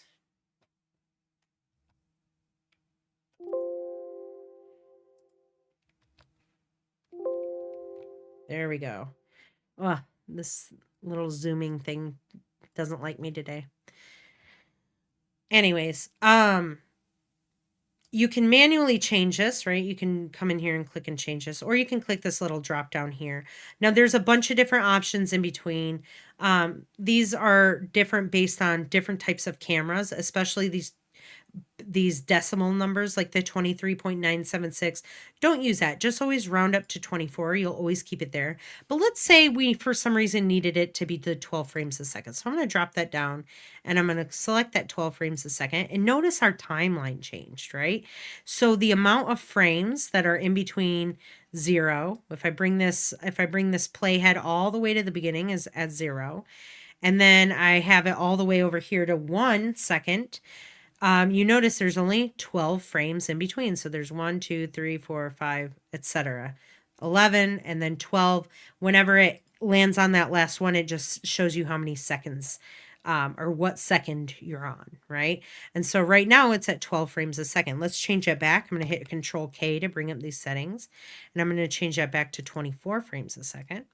Now, if I hit OK and I zoom all the way out, you're going to see that it kind of, when I'm zoomed all the way out, it's going to show kind of halfway in between each second. So it's going to show, since I'm at 24 frames a second, halfway in between 24 is 12. So that's why you see this number 12F until we get to 24 frames a second, which is 1 second. Then 1.5 seconds is 112. Then we're at 2 seconds. 2.5 seconds is 212. Then we're at 3 seconds, so on and so forth, right? And our timeline shows here that we have a total of 10 seconds right here. Well, that's the duration of this entire timeline. The animation I can make in this timeline is up to 10 seconds long. I can change that duration if I want to in the same spot inside our composition setting. So if I hit Control K again, I can bring up these composition settings. And down here, I'm going to try and zoom in again. We have a duration. We have the start time code and the duration. Now, the start time code, we really never look at, so you guys don't have to worry about that. It's mostly the duration that we have here. And you're going to notice it's going to have a lot of, like, you've got this kind of this colon in between these different set of numbers. Now, these numbers, each one, represents a different measurement of time within a time code. This is essentially called your time code, right? And this is seconds. So we have seconds right there, which would make this one right here minutes, and this one right here hours. Well, what is this one right here at the end? This is the amount of frames that are in your timeline, right? The duration of this and your time code. So if I were to put here 9 seconds and 24 frames, it would just automatically bump me up to 10 seconds because 24 is the next measure. That's the next one that goes up to the next second. I'm having a higher frame. I remember having higher frame rates for animation sketches. It did not look right with my old digital art style. Yeah, it looks weird when you have a higher frame rate above 24 frames a second. It starts to look unnatural. So the time code, right? So if I wanted this to be, what if I wanted this to be, let's say we're working at 24 frames a second and I wanted this to be 15.5 seconds long, right? So I would type in 15, which is seconds, 12 frames, half a second, right? 12 frames is half of a second. So I would click here, and then if I zoom out, right, it changes my timeline. So now I have 15.5 seconds long. I can check this. If I take my playhead and I start moving this along my timeline, all over the place, there's this number over here. This is our time code that we can look right here, and it tells me where I am. It tells me where this playhead is at all times on my timeline. So right now my playhead is at 1 second, 5 frames. And it tells me my FPS right here, right? It says, hey, you're working at 24 frames a second. You're on the 29th frame, which is also known as 1 second, 5 frames. So it just gives you that information on how to kind of read this in a little bit of a different way, right? So like, let's say if I'm like, move to your 35th frame, you can look right here to see what number frame you're on. But it will tell you what frame rate you're working in parentheses. And then this tells you your actual time code on your timeline. So if I wanted to, the cool thing is I can actually click on this and type in numbers manually if I want to jump to that specific spot in my timeline, right? So if I wanted to go to like 7 seconds and let's say like the 7th frame, right? I'm just going to type that in here. Seconds, remember, hours, minutes, seconds, frames. Hours, minutes, second frames. So I typed in 7 seconds, 7th frame. I'm going to hit enter. It moves my playhead automatically to that 7 seconds, 7th frame, right? Which is also known as the 175th frame in my entire timeline. I don't really look at this number very often right here. Mostly I read my time code right there to kind of tell where I'm at. And I look within here as well. And then again, the plus or minus will allow you to kind of zoom in to those micro measurements and zoom out, because you'll need to do that once you start having longer animations and you have a bunch of objects that are animating within your composition here in your scene, and they have different timing, and sometimes you're going to have to zoom in and zoom out on those. Now, when I increased the duration of my timeline to 15.5 seconds, when I did that, you notice that all of a sudden these layers are kind of cut off right here. They kind of stop at this 10-second mark, and that's because initially when we started off, we were at 10 seconds. And when I increase the time, those layers do not increase with that change in the timeline. And so I have to make sure that I have to increase these layers as well, because what happens is if that layer stops, I get here to this frame and then I move to the next one, and all of a sudden that object disappears from my scene, right? And we don't want that happening, especially if we want that object to show up all the time throughout the duration of our animation. We just have to extend these layers. So I just grab these layers right here, and if I hover over the very end, there's this arrow that points both left and right. I can click and drag to extend those layers to the very end of my timeline, which now if I go beyond that, it is showing up all the time. If I wanted to, there's a shortcut to change that, right? Because sometimes you don't need that image on your timeline the entire time. If I select this here and I hit Alt square bracket, the closed bracket will shorten that layer. And if I go further here and I hit Alt open bracket, it will start the layer at wherever my playhead is, right? So all of a sudden there's nothing for the first 6 seconds, and then all of a sudden at 6 seconds, my blue square appears. And then all of a sudden at 10 seconds, it disappears, right? And then let's say I wanted it, I'm like, oops, I didn't want that. I want it at the beginning, hit Alt open bracket, and it'll bring that back. And then I'm like, oh, I want it all the way at the end, Alt square close bracket, and it will bring that to the end. Those brackets look like the following. Let me type this in for you guys. See here. So Alt plus this, oh, not that one. This is the open bracket. So that's going to cut the beginning of your layer. Or you can do the close bracket sign, which is going to cut the end of your layer.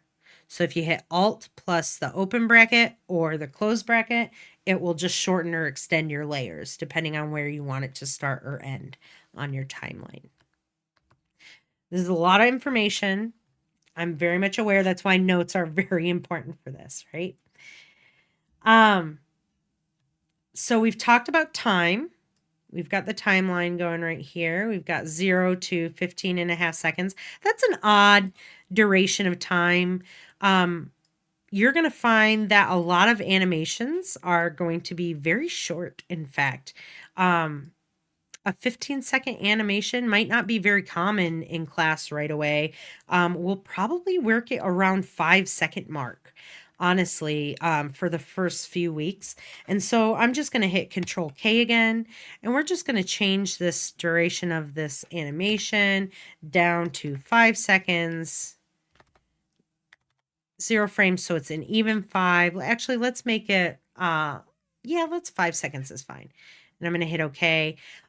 Because we shortened the timeline from 15 to 5, the layer was already extended that way, so we don't have to change the length of the layer, right? Now, moving kind of away from time in frames per second, if we look back in our composition settings, we have our width and our height, right? And our aspect ratios. Aspect ratio is the ratio at which the essentially shape of our, let me see here. I have it written down. It's kind of hard to,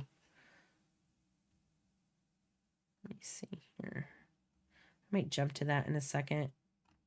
Let me just look through my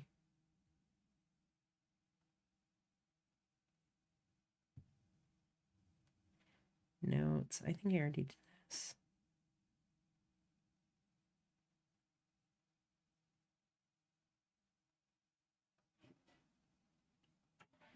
All right, the computer drawing jet.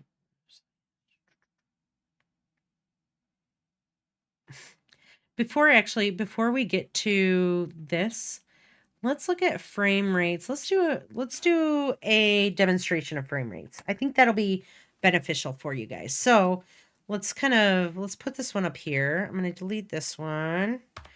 Let me change the size of this. So let's, instead of 100% scale, let's put this down at 75% scale. I've got my anchor point centered in the center of the object here. I am going to duplicate this square twice. And I'm going to change each layer color. Let's make this second one green. Let's make this third one indigo. Perfect. And I am going to take the second square and move this down here, holding down Shift. And I'm going to take this third square, holding down Shift, and move this down here. And I'm going to add some text onto here so that we can, let me just drop this size of this text down to, I don't know, 40. And put this at regular. And we'll do, let's do 24 FPS.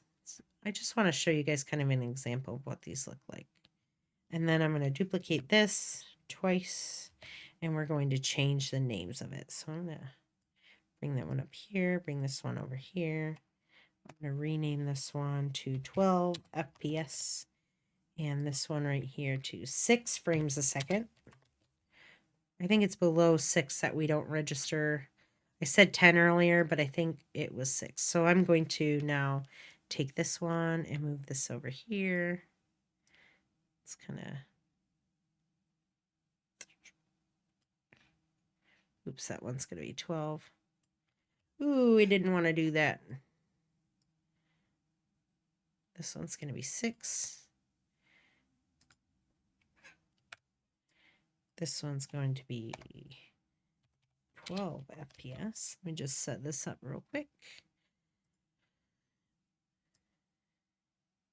And this one will be 24. So I got to change these. 12. Change this to 6. And then I'm going to change the color of these two squares just so you guys can see them and kind of recognize them a little bit differently. Shift that one up to pink. And then we'll shift this one to, I don't know, green. There we go. Seafoam. Cool. All right. And then we're going to just...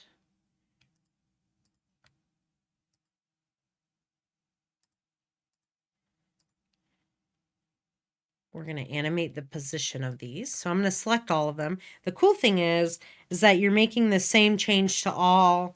If you want the same animation to multiple objects, you can do that by making sure you select all of the layers that you're wanting to animate at the same time. And then I'm going to hit P for my position property, right?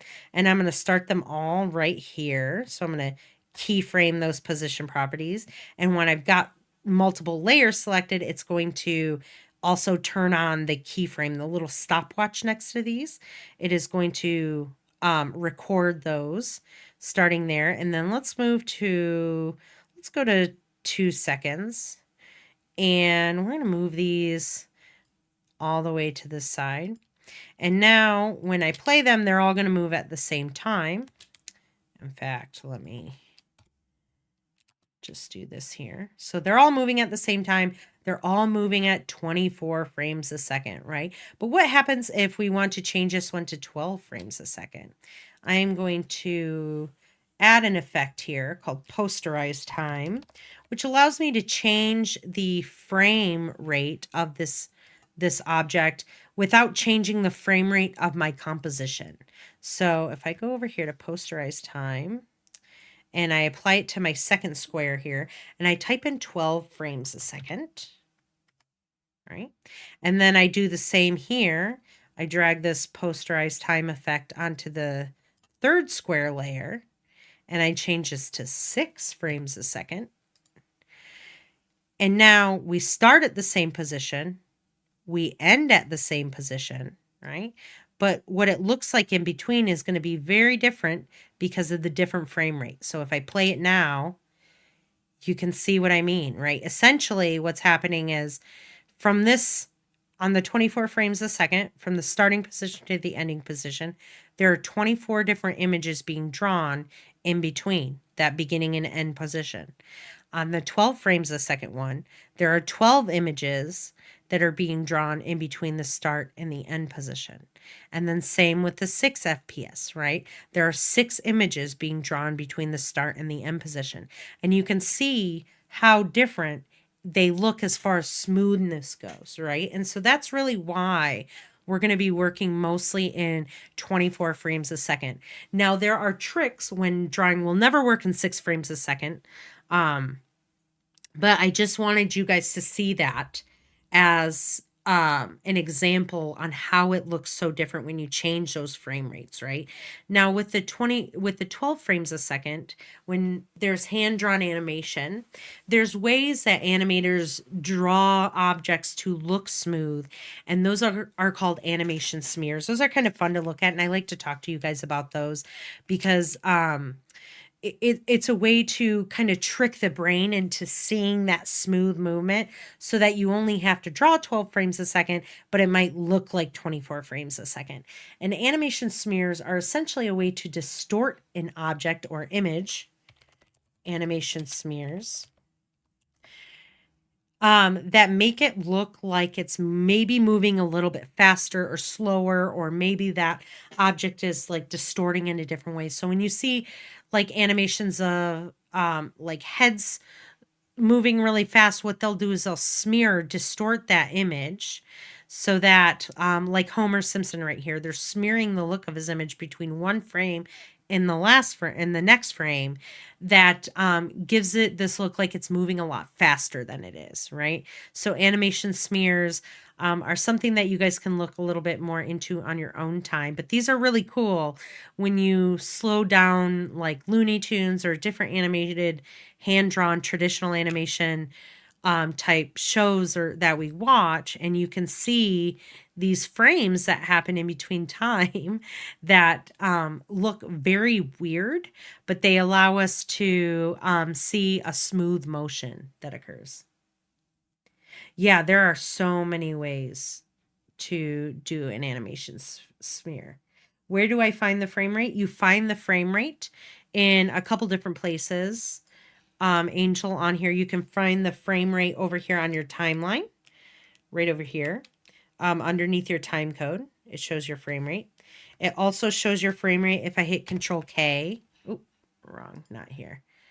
If I hit Control K, it will show my frame rate inside of my composition settings, right here.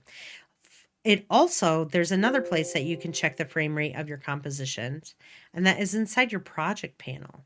If I go into my project panel and then I extend this out here, you'll notice that there are these little like different ways to organize your assets inside of your project. And so it shows you different aspects of each one of those assets. So if I unfurl this and I look at my comp that I'm working in right now, it tells me the name of this composition. It tells me the type. What is it? What kind of asset is it? It's a composition. It tells me my frame rate right here. It says my frame rate is 24 frames a second. And so if you want to quickly know as well, you can also look inside your project panel here to see what frame rate you're working in within that composition.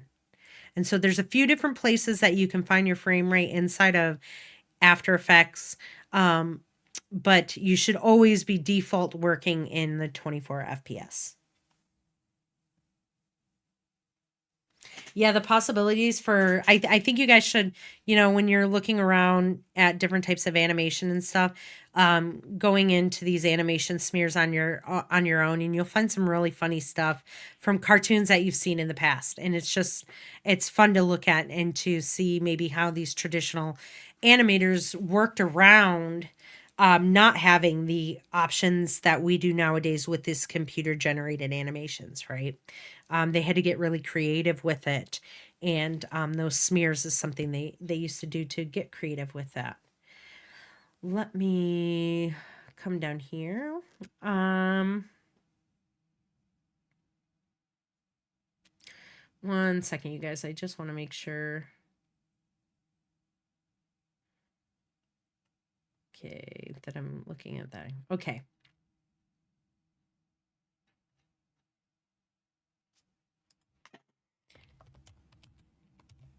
We're going to talk about aspect ratios, and we're going to talk about resolution real quick, and then we're going to kind of stop class there because I think that's a good place to stop. And then on Thursday's class we'll get more into everything, right?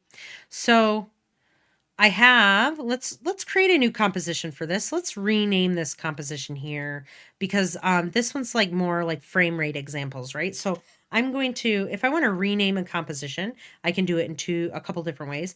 I can either click up into my project panel here onto that and select that composition and hit enter to change it that way.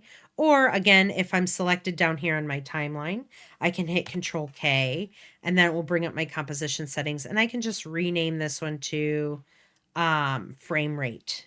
Let's frame rate example, right? And we'll hit OK there. And let's create a new composition. So I'm going to show you guys the shortcut way, right? Because this little button here is no longer here. So if I hit Control N as in Nancy, I'll get a new composition that pops up. And let's talk resolution demo, right? Example. And I'm going to make sure that I'm at 24 frames a second, 5 seconds. Perfect. I'm going to hit OK here. And then I'm going to take this composition and just drop it into my composition folder. I can double check that my frame rate is correct by looking here under my project panel in my frame rate column, and then also looking down here in my timeline. So let's create another object. Let's do a circle this time. So an ellipse tool, and we will create a circle. If I hold down shift, I will get a perfect circle when you click and drag to draw. And if you just hold down shift, you'll get a perfect shape. My anchor point, let's move the anchor point to the center of the object. Now, there's a quick way to do that, and it will center it perfectly for you. If you don't have that option selected under your preferences to center this anchor point right away, if you just control double click on the anchor point tool actually up here, not on the anchor point in the composition, but if you hit control and double click the anchor point tool or the pan behind tool up here, it will center that anchor point directly in the middle of your object. So just a quick shortcut there for you guys. And I'm going to rename this to circle. And I'm going to save real quick. And I'm going to I want this in the center of my composition real quick. So if I go to this align panel over here, there's a little panel that says align. If you don't see that and you want to, you can just click your window, and then right up here, you'll just select this panel right up at the top, and it'll add that align panel to your layout here. And if I'm selected on one layer and I want to align this layer to the center of my composition, right in the middle of my composition, right? I'm just going to hit align horizontally and align vertically. And that will put this dead smack in the middle of my composition here, or my scene, right? And if I want to double check that, this is something that you guys should get used to keeping on. It is called a title action save. It is essentially like a grid that allows us to see where the center of our composition is. And it also allows us to see the different aspect ratios in that composition. And it's just like a grid that gives us a kind of a measurement tool that we can use to decide where we want to, like how our layout is of our scene in general.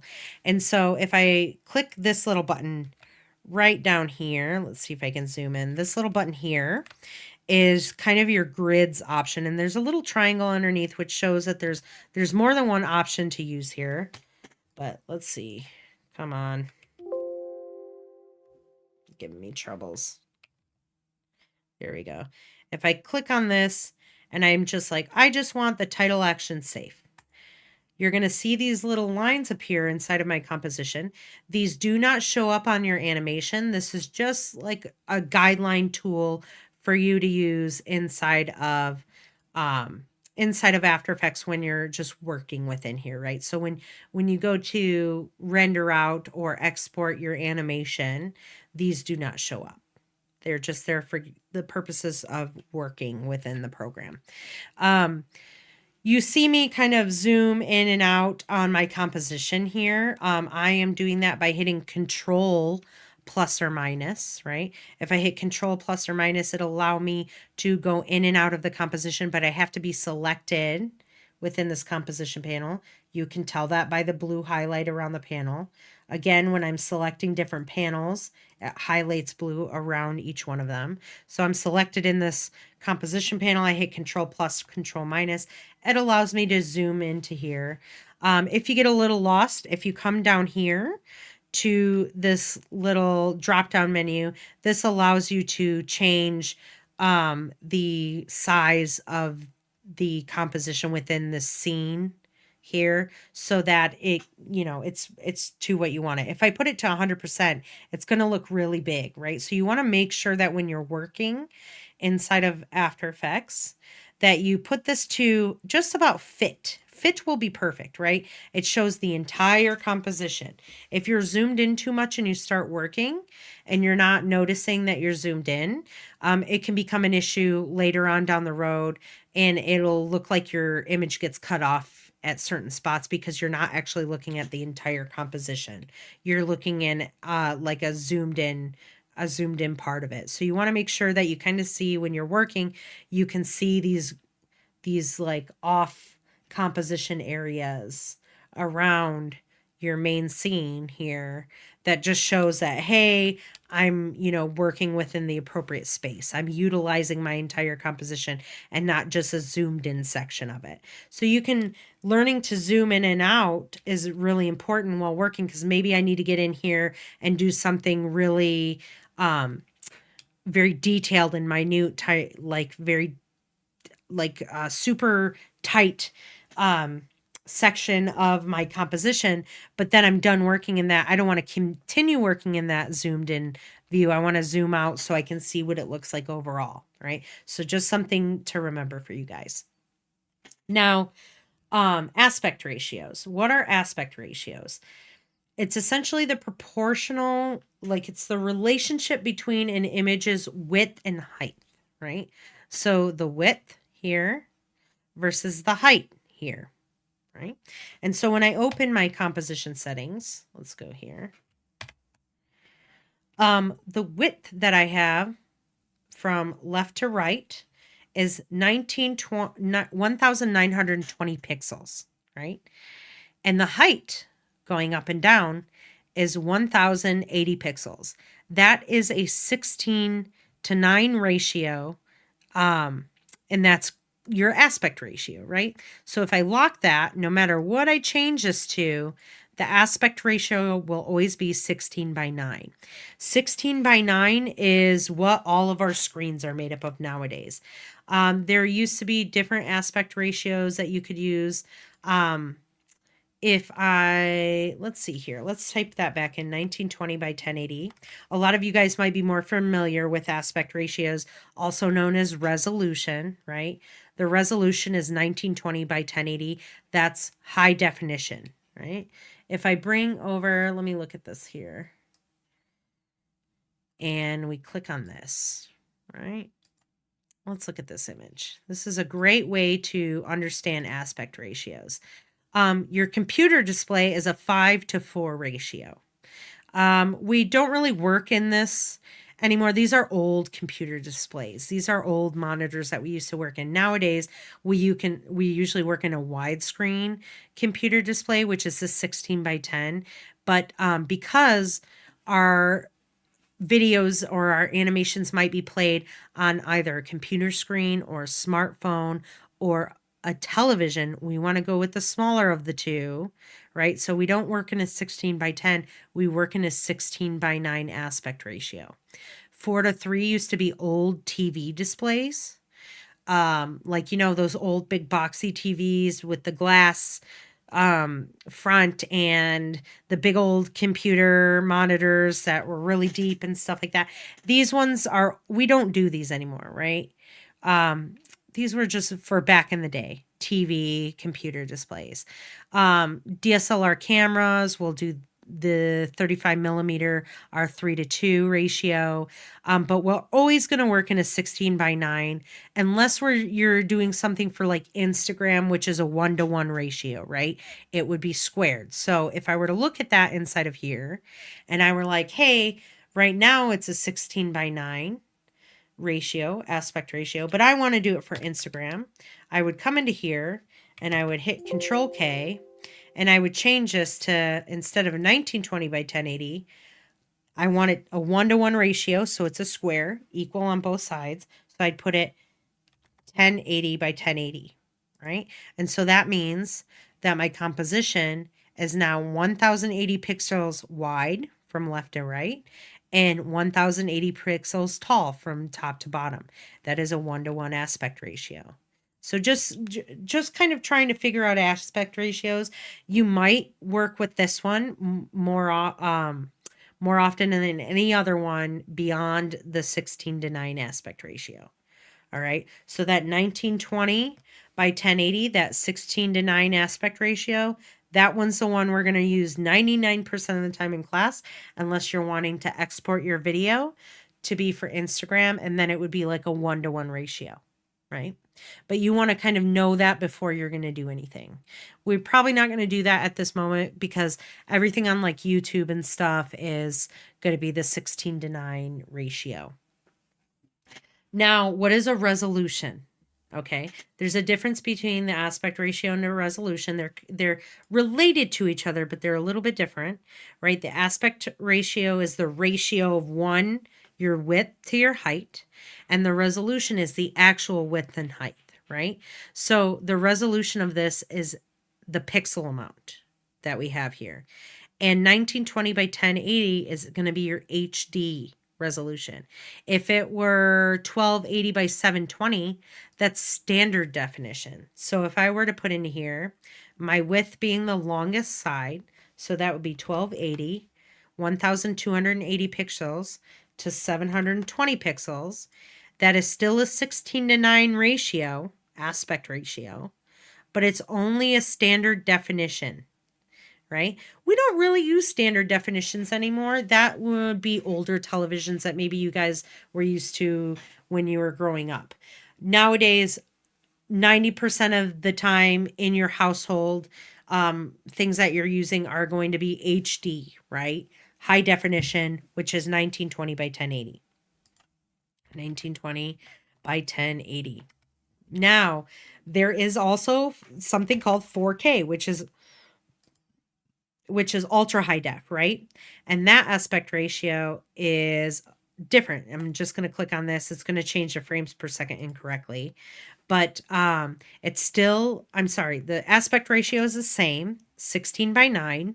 So it's the same as the high definition and standard definition, but it's just extra pixels. So the pixel density is what really makes up your resolution. We are not going to work in 4K. Most of the time, 4K isn't really going to matter because you're not going to be watching these animations necessarily on a big screen TV. You're going to be watching these animations from a computer screen, or you're going to be watching these animations from a phone, like a telephone, right? So really having this 4K resolution isn't necessary. It's not going to be something that, and plus it takes a lot of computing power to render something at this 4K definition. And so that's why we always work at 1920 by 1080, right? We're always going to work at the high definition resolution. So with that being said, I'm going to type this out for you guys. The aspect ratio we always work with, ratio, is going to be a 16:9 ratio, right? That's what we're always going to work with. The resolution is always going to be 1920, 1920 pixels by 1080, right? 1080 pixels. And we're always going to work at 24 frames per second, right? Mostly going to work at that. But we're always going to work at that resolution of 1920 by 1080 and the 16 by 9 aspect ratio. So if you're, and you can check this by hitting Control K, same place you would see the frame rate, right? 1920, 1080, 24 frames a second. You can lock that aspect ratio in case you just don't want to accidentally change it. You'll always work with square pixels. You guys don't have to worry about that. Just never change this setting and you won't have an issue. And then you have your time code here, right? Then you can also check the aspect ratio and the size of your resolution in here as well under your let's see if it'll show it there.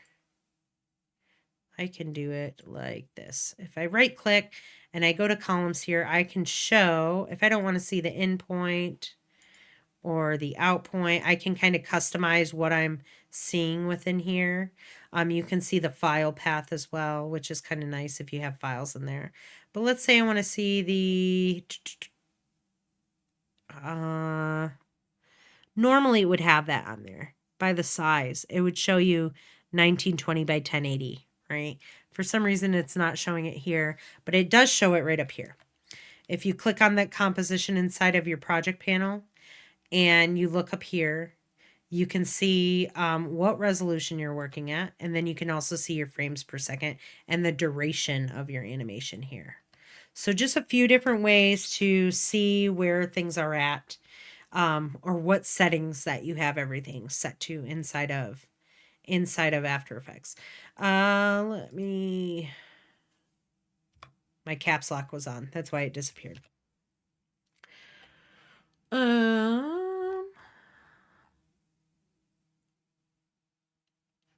So knowing that this is 1920 by 1080 as far as the resolution goes, we look at this as kind of like, if actually, let me kind of zoom out of here and show you what I'm talking about. So if we were to draw, like in math class, a graph, let me do it like this. If I were to draw a graph like this and like this, like a value graph, right? We have our Y value up here. Let me do this. Make this a little bit smaller. Our Y is here, and our X, do that. Our X would be this line right here, right? So we have our X line that goes left to right, and then our Y value line that goes top to bottom, right? The way that this, the graph, when you're looking at the graph, right? In the center of the graph right here is always the value 0, 0, right? So when in math class, you always learn that that center point in the middle of your graph is 0, 0. Well, when it comes to a composition in After Effects, there's different quadrants, right, inside of your graph. Let me kind of back up. This can get a little bit confusing, so this is kind of why I'm showing you this way. You have your graph here. You have your X line and your Y value line, and in the center of that is your 0, 0 point, right? 0, 0 right in the middle. Now you have quadrants, right? You have your first quadrant, your second quadrant, your third quadrant, and your fourth one, right? And so that's a V, like Roman numerals. When you're looking at the composition inside of After Effects, you have to think of it being, if it were inside of this graph, it's inside this fourth quadrant, right? It's actually this entire fourth quadrant. There is no first, second, or third quadrant when it comes to After Effects. There's only this fourth area. And this is important because it's good to know where your values, where those pixel numbers start at, or where those values start at, right? So if I close that and I zoom in here, let me zoom out a little bit so you guys can see. And I have that area drawn where there's the continued, like if we were zoomed in on that graph, that was my Y line, here's my X line, here's the 0, 0 point right there, right? 0, 0. So that is showing that right here up in the corner of our composition is up in the corner in the very middle of this graph. That is our 0, 0 point. I'm trying to let you guys know where the coordinates are, and so you can understand the position numbers on your object. So when I go here to the circle and I hit P, and you see this 960 by 540 value right here. Here is your X value, and this is your Y value. So your horizontal, left and right, and your vertical, up and down. This is the very center of 1920, 1920 pixels by 1080 pixels. And that will put my anchor point, remember the anchor point is where that object is determining where these numbers are, is right the anchor point. That is where the anchor point is. So if I wanted to go in the very center, I could just type 960 by 540. It's half of your resolution, right? So if our resolution were only standard definition, 720 by what is it? Or 1280 by 720, right? If we were 1280 across, 720 down, then half of 1280 would be by 2, 640. And then 720 divided by 2 is 360. So the very center of our composition would be the 360 by the 640 by 360. If that kind of makes sense. It's going to take a second to get used to, and I'm going to show you right now by typing in specific values here. So if I wanted to be up at the very corner here, remember this is the very center of that graph that I was drawing, I would have to type the values here, my X value and my Y value. So I would, again, that very center part of that graph was 0, 0. So I would type 0 in the X and 0 in the Y, and it would bring my layer where that anchor point is, right? Because if the anchor point were here, that would be right up here in the very top left corner. But because my anchor point is centered, the object center is going to be where it is within that like coordinate system, right? So let's say that I wanted this object to be at the far right top corner of my composition here. If I looked here, I'd be like, oh, well, I don't want to move it on my y-axis because I don't want to move it up and down. I want it to be just directly at the same y-axis that it is now, 0, but I want it to be all the way at the very end of the composition on my x-axis. Well, how many pixels do we have going left to right on the x-axis? We have 1,920, 1920. So I would type in the 1920 in the x coordinate position, and that would bring this object over here. Let's say that I wanted this object to be in the far left bottom corner, right? Well, I obviously don't want it to be 1,920 pixels on the x value. I want it to be back at 0 there. So I would type in 0 here, and then I would do how many pixels go on the y-axis from 0 to 1280, 1,280. Wait, no, that's not right. I'm sorry, 1920, 1080. A lot of numbers here.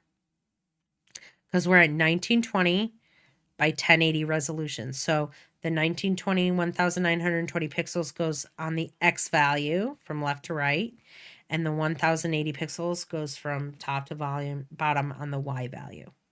If I wanted it all the way in the bottom corner here, I'd be like, oh, well, I not only want it to be all the way down 1,080 pixels, but I also want it to be all the way over 1,920 pixels. So I would type that value over here, and it would bring that object over to the bottom right corner.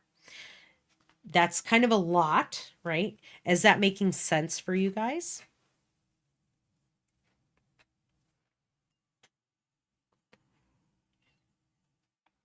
I know that when you're looking at, when I have it pulled out here, right? Let's type this in at 0, 0. And you're looking at that graph. Well, let me just kind of draw this graph right over on the side here. Because I want you guys to understand something else that's kind of important when it comes to this. So I've got this graph, the y value going up and down, and the x value going left and right, x, y. Now, and then you have these quadrants, 1, 2, that is terrible, 2, I'm just drawing with my mouse, 3 and 4. This name of this graph is called the Cartesian plane, right? Now, normally you'd have a positive graph here, right? At the top, it's a positive values, and at the bottom would be negative values. But it's opposite here, right? It's flipped when it comes to After Effects. And so that's why you don't have negative values being put into there. Negative values would go off the grid. It would go back this way. And so we don't really type negative values into here unless you want it to be off the composition or the scene for yourself. And so it's just kind of something to keep in mind that these, just because it's this fourth quadrant down here, doesn't mean it's negative values. It's always going to be a positive value when it comes to looking at this graph editor. But it's kind of important to understand how these values as far as position work inside of After Effects and where these numbers really come from. Not a lot of people think of that. Um, they just put the values in because they memorize it, but it's the more you understand how After Effects works and how your compositions work, the more you'll kind of understand the baseline of everything. So when you move forward in class, you'll have a better concept of how things should be. And so that was a lot of information that we went over, but it's all very, very important information. And so I want that to kind of seep in over the next couple days until the next live stream for Thursday. And we'll kind of do a very quick recap of this on Thursday. But in Thursday's class, we're going to start going into more depth about keyframing, what are keyframes and how do we use them. And then also about your different editors down here, right? So working a little bit more in depth in your timeline, right? What is the graph editor and what is a dope sheet view and things like that. And so kind of take this information about aspect ratios, resolutions, frame rate, coordinates, just kind of how animation works, and let that settle in with you guys. And ask me any questions that you need to over Discord. Do you guys have any questions right now as far as what the lesson was today? It was heavy.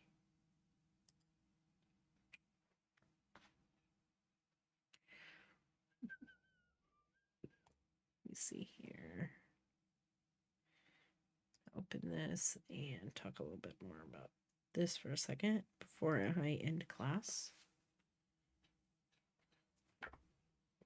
Did I lose some of you? Are you guys bored? I'd rather talk video games.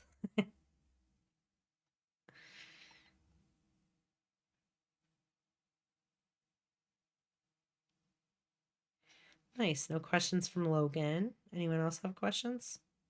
I know some of you guys pop in and out and stuff. If you guys want to move ahead, right? So I would really highly suggest, okay, cool. Nimitz is good.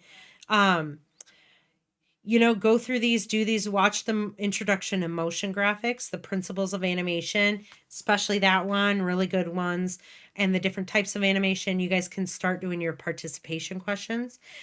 We didn't really get to keyframes and easing today, and what are they? We're going to get to that on Thursday, but it's okay if you guys want to look into that a little bit now. And kind of get a heads up on what this is, right? Here is a website that I give you that shows you the difference between different kinds of keyframes. And then I also created a project that is going to show you guys with a car that I have set up for you. And we're going to go through that as well on Thursday's class. And we're going to kind of get into easing motion and a little bit more depth into the animation aspect of it. Everyone looks like, yeah, everyone's good. Cool. Cole's good. Epic Biohacks. What is it? Ian again? Let me see. I'm going to go back up. Don't tell me. Yeah, I did get it. Dang. I'm good. You guys should owe me $5 every time I get your name right. Just kidding. Don't tell the school I said that. No, I'm just playing with you guys. You guys already pay enough for class. Everyone seems to be good. Recap. Cole says recap would be nice next live. I will definitely do a quick recap on that. But everyone seems to be following pretty well. Efren. Efren. Sucker. I got you.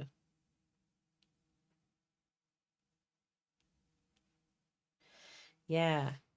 Educational, but I'm a little confused of it, but still. Yeah. It's this information is all the technical stuff, right?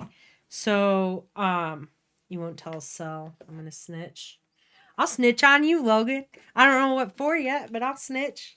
Just put, um, this part of animation right now is super technical, right? We're talking about a lot of numbers. We're talking about very specific parts of animation. We're not really into the creative stuff yet, and we haven't really started making things actually move in interesting ways. We'll get more into that as we go, but this is a super strong. If you know this information, moving forward in your next assignments, will be much more helpful. Before, I feel like I used to skip over it a little bit too quickly, and so students would struggle within the first couple projects on what they should be doing. And so I really want to take time for you guys to understand this stuff within the first couple weeks of class, because it will help you moving forward to not feel like you're falling behind and not feel like you don't understand. Do we get $5 when I get our names wrong? Dang. No. Dang it, I'm selling you out. Nice. Choo Choo Charles. I saw that on Testing Me, Efren. Dang. I don't know. I was on the spot. You guys are gonna do that too. I'm gonna have to write these down. I'm writing your names down so I don't get screwed and have to owe you $5. um no, but all right, you guys. Just kind of, the notes will be important. Just making sure you guys are taking kind of detailed notes. It will be helpful. If you have to rewatch certain sections of the class, you can always do that. You can look ahead to this, but I guess I'd rather you focus kind of on what we were talking about today, and we'll focus more of that on Thursday's class so your brain doesn't feel so jumbled and overwhelmed. But if you guys want to get a little bit ahead, you can look at that.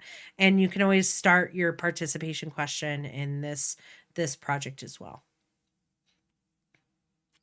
You want that $5? No way. Oh, you guys are gonna get me. This is gonna be a fun class. I can already tell. Everyone in here is real cool. Everyone in here is super chill. So, all right, you guys, I'm gonna let you get going. Enjoy the rest of your night. Enjoy your day tomorrow. If you guys have questions about any of this stuff, again, feel free to ask me in Discord, or send me a message inside of Canvas, and I'll be more than happy to explain it a little bit further to you guys. It might just take me a minute because, like I said, I work normal hour working hours during the day, and I have some heavy projects this week, so it might take me a second, but I'll get to it. And if I'm not available, Belle is always available, and she is very, very helpful. So, all right, you guys, I'll talk to you guys later. You guys enjoy your night. Goodbye.